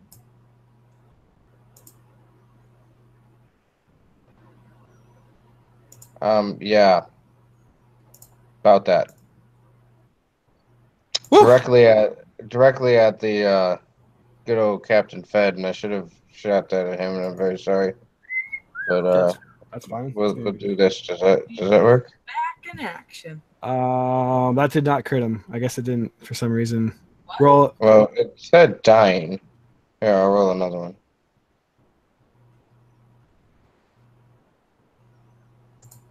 All right, and you didn't drag that onto him? +5? Okay. Yeah. All right, that puts him at that. Okay. He's bloodied for sure from the onslaught. Anything else? No. All right. Valish bursts in and says, "Fear ye, wretched pirates! Valish the Brown of the Arcane Brotherhood be here to be whooping your asses. You'll fear the day that you attack day." And he kind of goes into this long, drawn-out monologue. And he will cast a fireball. Warrendale, you're going to be kind of caught in the moment as he doesn't see you there. And I guess, yeah, you comma whipped. Did you reach? Yeah, you stayed your distance, Sunlit? Like you used your reach? Okay, so yeah, Warrendale, you're caught in the save. Give me a dexterity saving throw.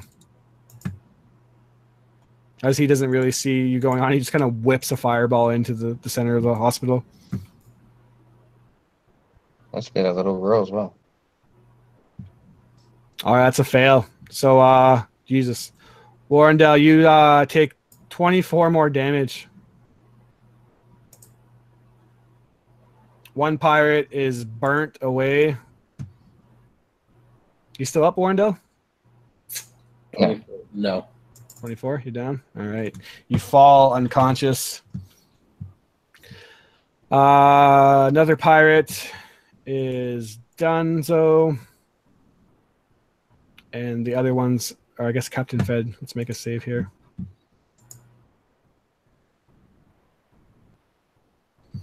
All right, Captain Fed is good. Do it again. Didn't roll on the table. Yeah, he's good. So he takes half that. Sorry. Put that at that. 12. 54. Okay.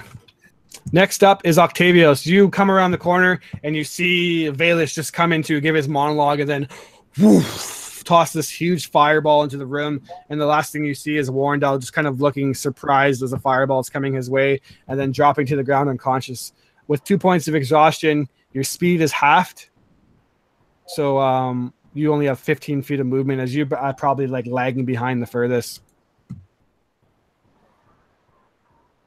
Okay. So, into the room to see the tail end of a fireball go off. Oh, I forgot about Lily too. Son of a bitch. Let's roll for that. Go ahead, though. Okay, so at this point, Octavius races into the room knowing that basically pirates are attacking a hospital. It's all the information that has been given by Valish the Brown. So immediately as Octavius runs into the room, before he even comprehends the fireball, he casts calm emotions. And he's trying to calm all the emotions of the pirates that he believes are in this room. But then as he's looking around the room, he notices the tail end of the fireball. He sees Warrendale on the ground, hurt. He sees all these other people in the room, which should be a hospital, hurt, some burning, mostly, you know, all delimbed or bleeding, possibly before even the pirates got here. But Octavius is starting to boggle it all in his mind. Basically, all he realizes is hospital, hurt people, pirates, fireball, something's bad. And then he turns, and he sees this Captain Perth engaged in battle with what Octavius believes to be not a little girl nowhere beyond the age of 12. And you kind of see, if anyone's really paying attention, this haze coming across Octavius's eyes. Blood smoke is filling his eyes as you can see the rage building in Octavius. Not only are these people hurt, but he's witnessing this pirate captain engaged with a little girl in battle. And I can't imagine that I raced very far into the room, so I'm assuming that I'm really reasonably close to this Captain Fed. Would that be a fair assumption? 10 feet, maybe 12 feet? You'd be further than that, honestly. With your movement cut down, you're probably about 30 feet. Well, it doesn't really matter. I'm raising my crossbow. I'm pointing it straight at Captain Fed's face. And it's like Octavius has been taken over by this rage of too much fucking shit for a hospital. As he only swings for as he flies an attack, he probably misses. You do have an inspiration that definitely misses, though. You guys have been all probably hoarding inspiration. I have a couple. Oh yeah, there's a nat 20. Yeah, that will hit him. All right, and so I'm just gonna do the damage straight to him if I can find him on this damn thing. Yep. There he is, Captain Fed. Hey, bitch. Yeah, and so Octavius lets loose the bolt of his crossbow against just fucking almost smoke coming out of his ears at this point with the rage and furiousness that Octavius has, and that's the end of my turn as he's starting to lower his crossbow. And to make that even more or even worse, Octavius, you see as the fireball's flame is kind of pluming and finishing out, fizzling out, Warrendale falls. That gets to you. But then you see this small young girl, badly burned, also fall unconscious as Lily did fail her dex save, and she is taken down by the fireball. If I had a fucking skill that gave me another turn, Octavius would fucking hoop a nut at this point, man. But Warrendale, I don't. You're lucky. Warrendale, you're death save, my friend. 1 success. Fed turns around, and as the fireball kind of plumes away, he just yells, "What are you, nuts? You just casted a fireball in a hospital!" And then he's like, "Oh no, it's the Arcane Brotherhood! Everyone get out of here!" And he actually begins to drop the scimitar and go and start to trace out sigils in the air, and he begins to mutter these words and cast a spell. And I need Livy, Sunlit, Octavius to give me a... Ooh, that's dexterity, yeah? Or no, that's not dexterity. Where is it? Where is it? Where is it? Where is it? Wisdom saving throw.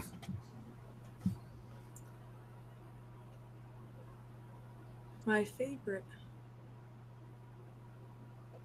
Oh gosh. Oh yeah, guys. Oh, you're lucky. I got a +6 to my wisdom saving throws too. So Livy and Octavius is as he's finishing these arcane words, and you yell and you hear Valish kind of say, "Oh, I guess I shouldn't be just tossing fireballs out. Oops. Hopefully no one got hurt." And then as he's trying to finish that, his last word, "hurt," suddenly starts to go into like that slow-mo, like he's like, And then time itself seems to just warp around you, Octavius and Livy, as this Captain Fed had just casted slow on you. That's going to do a whole plethora of fun stuff. But Sunlit, you managed to avoid it. To which that is his turn. Another pirate looks to you, Sunlit, and it is going to cast... It drops its scimitar too. And it is going to cast a... Sorry. Burning Hands spell at you. Give me a dexterity saving throw. You're probably pretty good at that. Good enough to take half damage. Half of 14 on you. And then first mate Gervil is going to try to cast Hold Person on you. I take no damage. I use evasion. Nice. Okay. Give me a second. As I believe Hold Person is another wisdom saving throw. Yeah, wisdom save. Sunlit. Mm-hmm.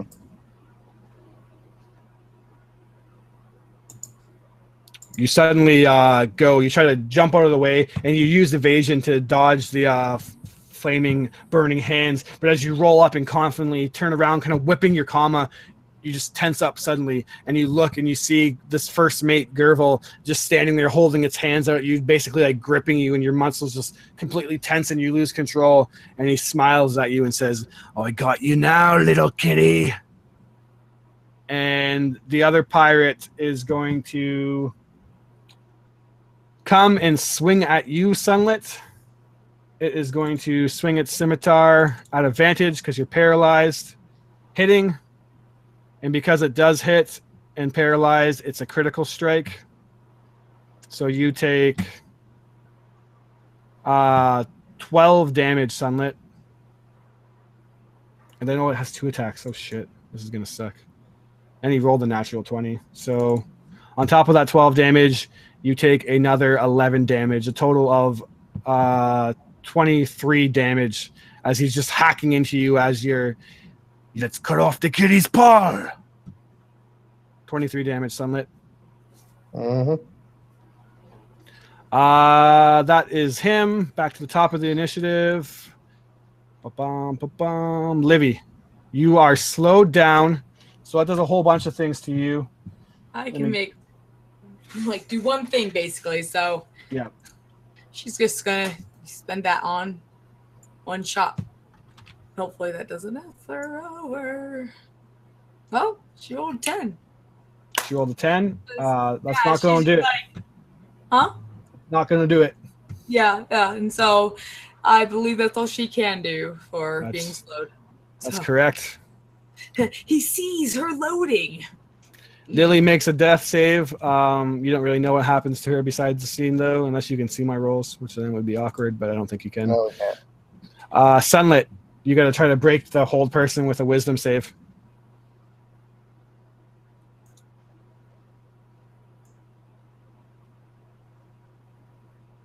You are unfortunately stuck there as you see these pirates kind of hacking into you.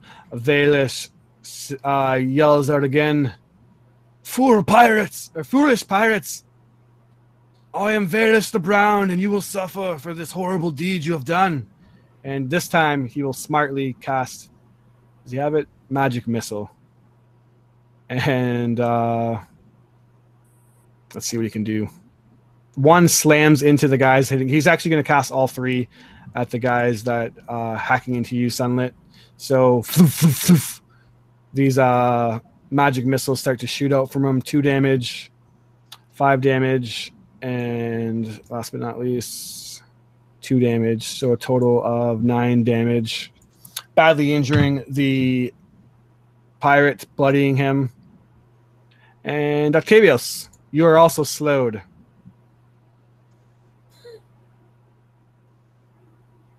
Okay, so even though Octavius is basically in slow motion, his companions have never seen him this angry.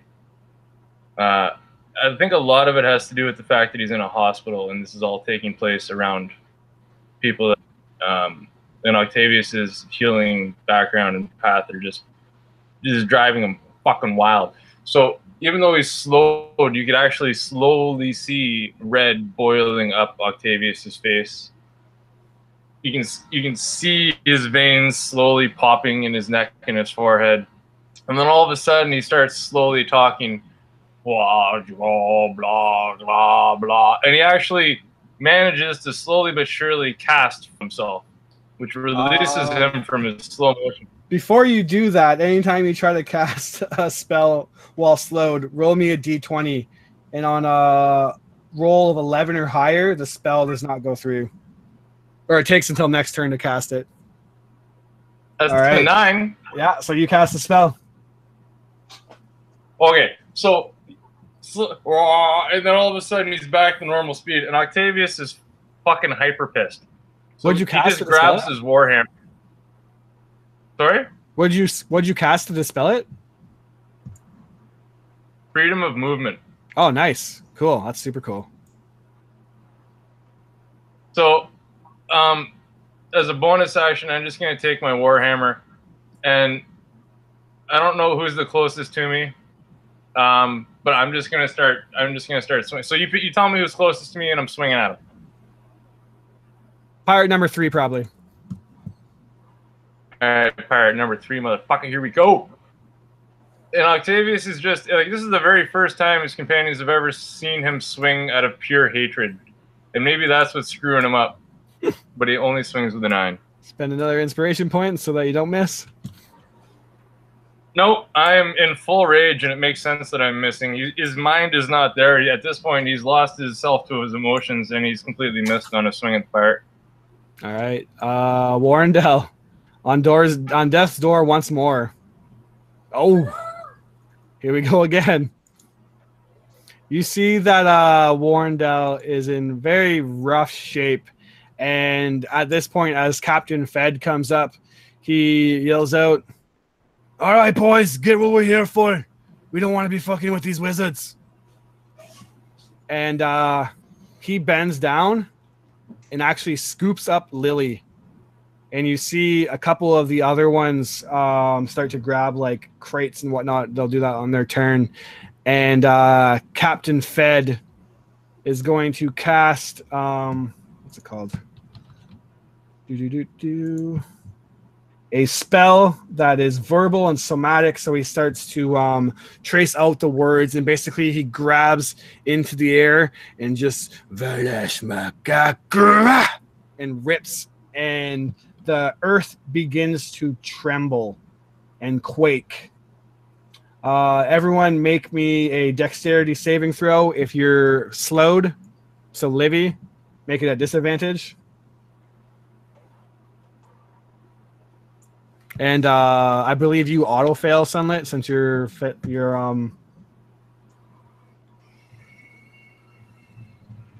so nice. Wait, did you roll the 20 and did you roll a natural 20 and 18 at disadvantage? That's yeah, impressive. I guess I did. That's impressive. All right. You still take half damage or full? Sorry, I don't actually know the spell that well. Blah blah blah blah blah blah blah. Doesn't look like on a saving throw, on a fail, creature each blah blah blah blah. Where does it say on a success? I guess it doesn't say, so I'm assuming you take no damage. So only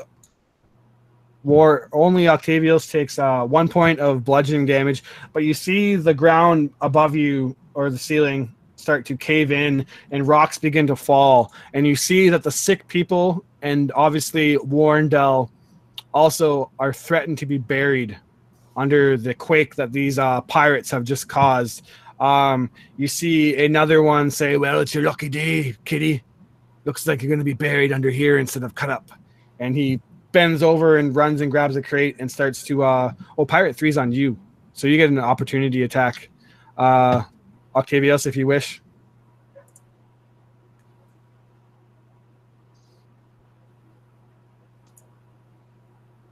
You're muted, buddy. Hitting. You are muted though. Nice. You do some good I was damage to him. talking the whole fucking time. Beautiful. Yeah, you slam into the back of his head with your warhammer, almost knocking him unconscious as he's like chirping off to Sunlit. He doesn't see you there, and then grabs basically some medical supplies and begins to run. Gervil, the first mate, is going to look at his spells, and he grabs Captain Fed standing beside him and basically casts this word or says these words, probably something along the lines of open sesame. And basically this dimensional door opens up and he steps through with Fed. And then when the magical door shuts, they're just gone. Captain Fed scooping up Lily and Gervil scooping up some medical supplies. You hear the other ones shout out, "They left us here, run for your lives!" And pirate number 4 is engaged with Sunlit, but you're not able to take a reaction. He is going to just disengage and run with some supplies. Top of the initiative brings us to, holy shit, there's a lot of NPCs in the initiative that aren't in combat right now. Livy, you're still slowed, although I believe you get to try to make your save at the end of your turn. Let me just make sure. Yeah, at the end of your turn. So see if you escaped slow. Okie dokie. We'll do so. That's wisdom, right? Yep. So you might actually not be slowed on this turn. If you roll high enough. Well, stick 12. Nope, you're still slowed, but let me make sure because Fed cast shot on you. And did he break his earth tremor concentration? Let me just look. So he might have broke it actually. Or wait, I don't think slow's concentration. Nope, slow definitely is. So earth is not though. So yeah, slow's still on you. So yeah, only one action or bonus action you have to choose. Cool. We're gonna try to make this count, and Captain Fed is getting the arrow again, but I think Captain Fed is gone, bamfed out of existence through a dimensional door. Right. Bugger. Well, then seeing Warren, she's gonna at least try and move towards him in the like try to give him a health potion. All right. Can't do that this turn, but she's going to try to get close to him. You could. How far were you away? I don't know. It's just she's slowed, so like. Yeah, I imagine unless you were like shooting from way in the back, though, I imagine that you're at least in the room, so you could probably make it. Unless you were like picturing yourself previously like hiding way back and like sniping at them. No, it was more like they stumbled in. She sees Warren direct combat, starts firing at him. I was imagining he's at the other end of the room. So, like if I can give him a health potion right away, that'd be awesome. But I'm trying. She has to move towards him. Yeah, I guess you only have what 15 feet. So, yeah, technically, I don't think you would be close enough at 15 feet. Yep. And so, but as she moves, can she get the potion out? Yep, definitely. Awesome. Sunlit, you are trying to break your hold person. Or wait, is Dimension Door? Nope, Dimension Door is not concentration. So yeah, you're still holding it. Let's see if you can break it. But they're not even in the same plane of existence as us right now. Well, you don't know what plane of existence they're on. Let me just double check. I might be wrong though, because it might be a certain range, but I'm pretty sure once they cast it on you, hold person, concentration. So yeah, whatever. It does say choose a humanoid that you can see within range. It doesn't say if you need to see them to keep it going, but I'll say sure. Oh, no, you can say, I mean, it's fine. No, it fizzles out. I'll say it just because I don't know. So it makes sense to me. They can technically bamf away 500 feet, so they could be pretty far. So yeah, you have your free action to move around. In the room, obviously, is the walls are starting to crumble and fall. You see people helplessly trying to run, those that are left. You see Warrendell badly burned on the ground, looking like he's in very, very rough shape. This is the first time you've seen him since you got in your argument. You see Valish just shooting out fire bolts. Careful this time, just yelling out to fear him. And other than that, that's basically what. Oh, there's 2 pirates left. The other 2 got away. Oh, are they going towards that door where we came, or the way we came in? Yeah, they're going to try to circumvent around you guys, but they're not going to be able to do it. Yeah. So okay, so she's going to. So pirate 3 and 4 are still here. Yeah. All right, I'm going to 3 first, and if I need to move fast, then I will, but it doesn't matter probably. Nope, you're close enough. Yeah. So.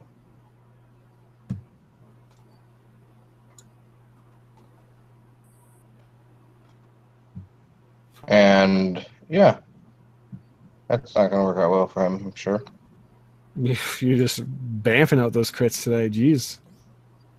Pretty sure that just outright kills him. Yeah, and then I'm going to spend a key point. The last one that I have to do flurry of blows.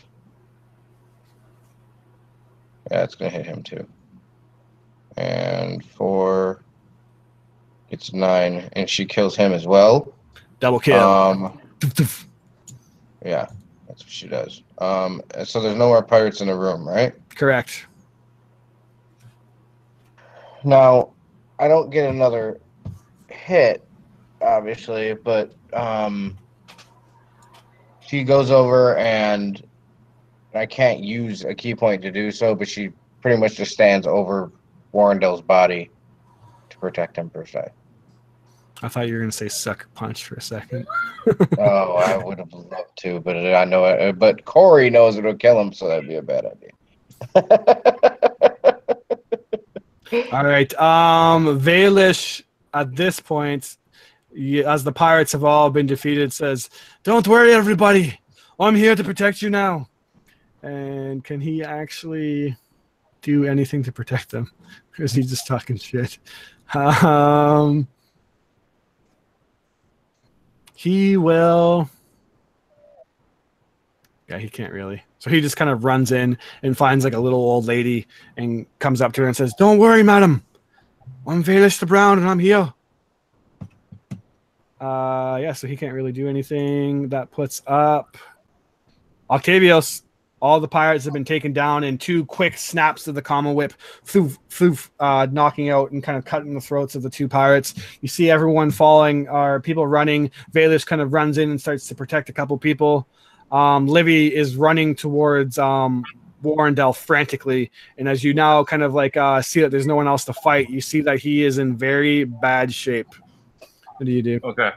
She has the potion in her hand. I got this planned. Okay, so I'm gonna walk over in this infuriated rage that Octavius is in. He realizes that the main pirate's gone, and he took the girl with him. So thinking about his secondary motives in this room, he looks at Warren, his comrade in arms. He reaches over and he uses his preserved life to feed 25 hit points back into Warrendel. No, that's not a spell or anything. That's just a preserved life that a cleric has. At that point, I'm fucking angry at these so-called pirates.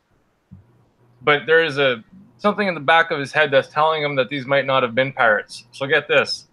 I'm going to walk over to one of the dudes, some that just cut up, and I'm going to cast Spare the Dying. Or no.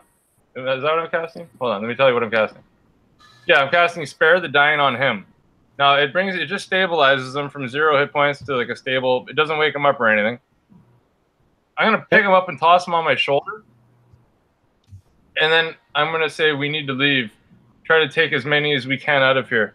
We need to get everyone to safety.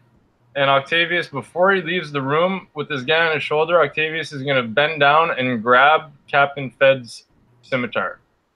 So I want to carry one of the pirates out, and I want to take a sword out. And I want to start heading out. Warrendel should be up with 25 healing points. Told everyone else to get the fuck out of the room. That's about it. I'm good. All right. Warrendale, you come back to consciousness, seeing Octavio standing over above you. You look around and you see that the sewer is beginning to cave in on itself. You see Alice come stumbling out, and she's just yelling for everyone, we got to get out of here. It's going to cave in. And yelling. You look around kind of instinctively, and you see Livy, you see Sunlit, you see Octavios, you see a bunch of people, and Alice looks to you, Warrendale, and just says, "Where's Lily?" And you do not have the answer because you fell unconscious. You look around and you don't see her, but you know you got to run. What do? When Warren stands up, those of you around will notice this gloomy, pissed off sort of look. I guess he's always pissed off looking, but he's a little more annoyed at the time. But his eyes crackle with this dark blue energy, a little bit more than what you would expect from him. And he'll look at this Alice girl. He grabs her by the arm, roughly not intentionally, but more just out of anger, and starts dragging her away, as well as, if there's any other people around him, and just starts shoving people down the hallway, trying to get people to go. But he doesn't say anything or doesn't really even acknowledge what she asked about Lily. He'll notice that she's not there, so. All right. So you're just basically spending your turn to dash? Yep, and grab and push and shove and whatever else I can for the people around me. But yeah. All right, cool. Next up, Livy, what are you doing? Trying to follow after and putting that potion back into her pouch. Well, actually, she'd be like, do you want? And if to Warren, and if he says no, she'll just put it back and just kind of in that. She's going as fast as she can in that 15 feet. Yeah. Oh yeah. Make your wisdom save to see if you keep. Oh, yeah, keep right. Yeah. Oh, don't roll that one, Mary.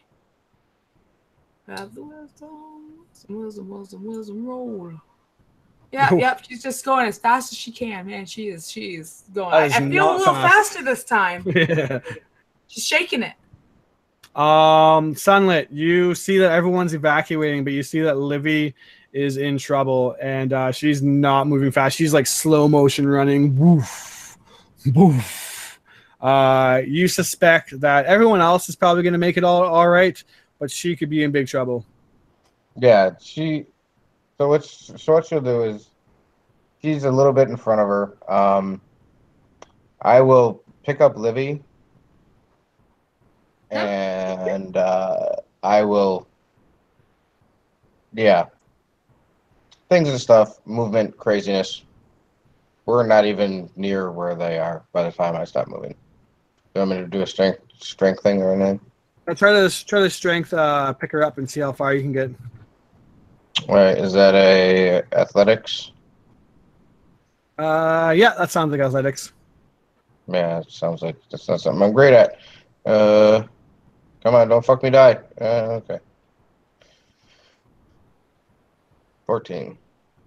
14 is enough to pick her up, and basically you're going to suffer some movement penalties, half movement, but I believe you have like a bunch of ridiculous stuff that you can do that makes your half movement fast. So you'll basically have to spend that stuff if you want to move quickly, but with your crazy movement, even at half movement, you can still move an impressive amount of distance, right? Like stupid. My unarmored. Oops, I want to click here. Okay, so I have 40 feet of movement. Then that gets tripled, so that's 120. Yeah, so I can still move 60 feet, and then I can dash along with that. All right, so yeah, that's more than enough. So it's just stupid. Yeah, I can move like 240 feet. Yep. So yeah, you run out of the way, Octavius. You're the last to come around as Valus again begins to run away, and obviously I'm going to assume that you don't have to do anything special. You're just kind of running, or do you do anything special? No, I'm walking. I'm just trying to get out of the sewers with this guy on my shoulder and the sword. But if we're successful, I'd love to do something right as soon as we get outside. Okay. Everyone give me a dexterity saving throw. Livy, you can cancel out your disadvantage and just roll regularly, thanks to Sunlit helping you. Awesome.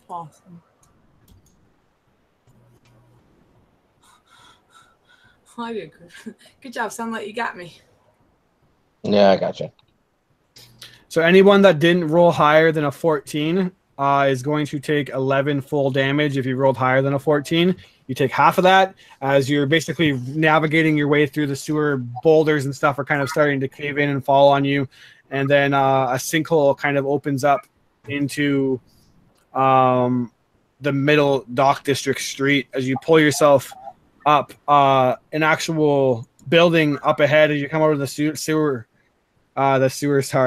caves in and falls in front of you, and you kind of all roll out into the street. Dust plumes up massively as the whole entire building sinks into the hole, and you get this big view finally for the first time into the Bay of Luskin. And in the center of the bay, this is the first time you've actually seen it because the buildings are so tight and there's so many sails. But you see out in the distance in the bay this giant frost giant ship, this long ship.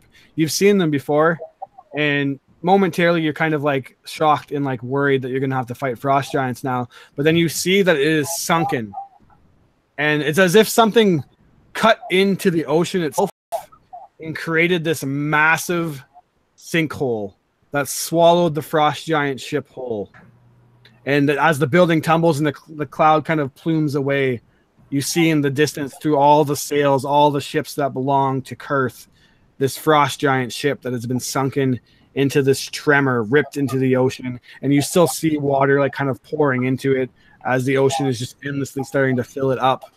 You all cough and collect yourselves. I'm presuming everyone's still standing after that tumble. Yeah, and I took no damage because of evasion again. Yep, sounds good. You said you wanted to do something, Octavius? Yeah, so as soon as we get outside, we see the pirate ship. Octavius drops the pirate from his shoulder, throws down the scimitar onto the ground, reaches into his pack, pulls out ink, a quill, and a piece of fucking paper, and starts jotting down a note and slams it on the fucking Various the Brown's chest, and it says, "No fireballs in hospitals." Fucking notes and sign. That's beautiful. He says, what the hell's wrong with you, man? And then he looks and, oh yeah, about that. I'm sorry. I got caught up in the moment. I want to give Dan my inspiration just because. Yeah, awesome. Dan, you can have 2 points of inspiration. Everybody else could have a point of inspiration because that was a fairly RP heavy session. But everyone did a great job. So Dan, that's brilliant at the end there. But everyone else also played really well. So I think that's probably a good place to end it, unless you guys want to like do any last 5-minute things. Like, does anyone want to, in closing, do anything as you come out? Alice makes her way and she's just like looking around frantically, like asking, where's Lily? Did anyone see Lily? Are you speaking of the little girl? She would nod, yeah. They took her. The one that had the jeweled sword here. Valish would say, darn. If only we'd been there quicker. We could have stopped those fucking asshole pirates. I don't think they were pirates, wizard. Octavius would give Varys a very odd, concerned, and confused look, but say nothing. Did Octavius cast Spare the Dying on that pirate? Yeah, he did. Okay. He'd be unconscious for, hold on. Give me that stupid D4.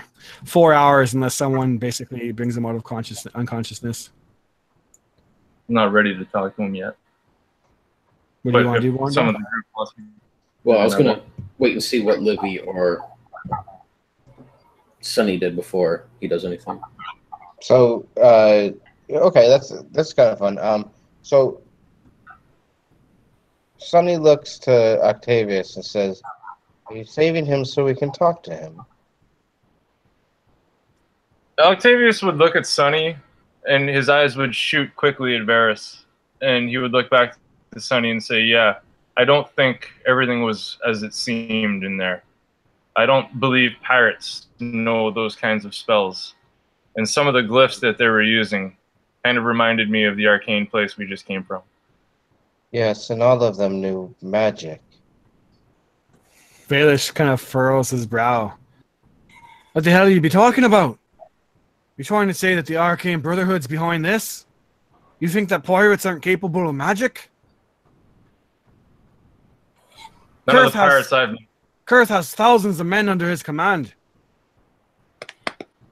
How dare you? How dare you accuse the Arcane Brotherhood of something as foul as this?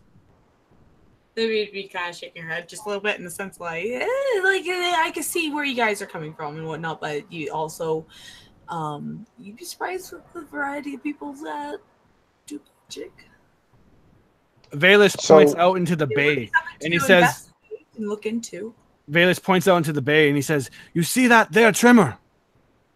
Kurtham very self ripped up the ocean with his glaive and sunk that frost giant ship by himself. And you tell me that a pirate can't cast magic? He spits. Octavius would. And I thought I was going to help you out. Octavius would pick up the limp body and say, well, now we can find out for sure what happened, can't we? He was slugging back over his shoulder. Yeah, and Olivia. Sonny walks up right next to where Octavius is, and picks up the man by his hair and slaps the shit out of him to wake him up. All right. You slap him. Give me a medicine check, I guess. If he seen that she was going to do that, Warren would run over and kind of put his hands up. Says, "No, wait." Yes, my friend. And she looks at him puzzled. Warren looks around, stares at one of the walls that are nearby. Octavius, can you set this gentleman over here for me for just a moment? Absolutely. As he does that, Warren will sift through his bag and take out a little bit of rope. He walks over, takes the guy's arms and puts them behind his back and binds just his arms, kind of behind his shoulders a little bit, but ties it to a little storm drain that's dripping down. Make sure he reaches down, takes off the man's boots, lets him sit in this puddle of water for a moment. This lightning just crackles up his body. He's like, go ahead and wake him. I think that's... You slap him. I'm not going to make you make a medicine check just because we're basically just wasting time at that point. You slap him across the face. He tries to instinctively hold his face. What the hell? What's going on? Where are the others? Hi. He spits in your face. Fuck you. I kick him in the face again and I knock him back out. All right. Just to knock him out. Already, you charged up, trying to look intimidating. The guy wakes up, spits at Sonny, is knocked back out. That's good. Yeah. Okay. Just save that, Warren. Save that shit, buddy. Presuming you slap him back awake, we'll say. Yeah. And then the same thing, I just slap him again and wake him back up. You spit at me again, and I'm going to kill you. He just kind of looks. What are you going to do with me if you're not going to kill me anyways? She just kind of turns his back to him and says,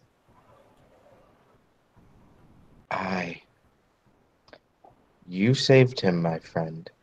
And just walks up to Octavius and kind of just gives him a little rub on his cheek. Yeah, Octavius at this point is enthralled with Warrendale. He's just waiting to see what happens. He doesn't fucking care anymore either. This happened in a hospital. Do what you want. Livy, can I have that healing potion? She'll fish it out. Pass it over. Hopefully, and okay, are they gonna? We're getting nervous here. You're not gonna torture the guy, right? But okay, cool. Warren. What potion do you hand to her? You have a couple of choices. You can give. You have a greater. How on a scale of 1 to whatever his health points is, how is Warren looking? I'm half and half. I'm not looking horrible, but not great. Let's do a potion of greater healing then, instead of the superior. I don't have any less, so. And she'll mention it's like, oh, here's a greater healing. Yeah. We are now down to 2, one of greater and one of superior, just so y'all know. With that, he'll smile. All of you can see this just absolutely infuriated look in his eyes. More so than what you saw. He always has that disgusted, pissed off sort of look, but he looks just absolutely infuriated. The lightning continues just to crackle across his skin, his eyes, his hair builds around him. He'll walk over, set his hand down in this puddle of water, and gonna cast a lightning bolt. Just so it courses through this guy. You're gonna kill this guy. No, I'm not gonna kill him. I just want to watch him fry. But it's that slow trickle, so almost to the point it probably disgusts you all a little bit. Just a constant, steady, slow trickle until this guy fries. Then he's gonna give him like half the healing potion, just enough so he wakes up. Because he gets ready to do it again. His body kind of contorts and then falls unconscious. You lift his head up with the vial of potion and pour some down his throat, and just and then coughs up some of that. What do you want with me? Just to have a little fun. And unless anybody does anything, he's just going to do the same exact thing again. Fuck you. Just kill me, you fucking prick.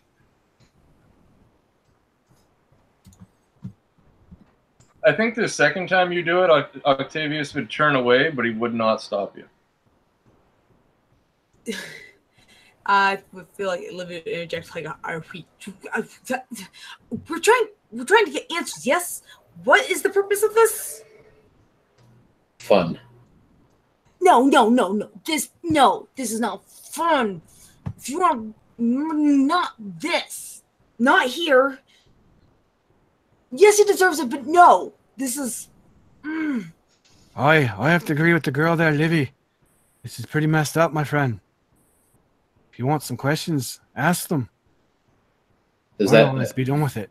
That's Baelish. Yep. This is coming from a man who casts a fireball in a fucking hospital. Shut your mouth. I guess I deserve that. Sorry. Very, again, because I stopped moving at one point, faster than anybody can almost see. Why do I keep calling myself Olivia? Funny gets herself behind the prisoner at this point, I guess, and holds up her comma to his throat. He will talk right now and kind of just does that like kitty growl thing that they can do into his ear.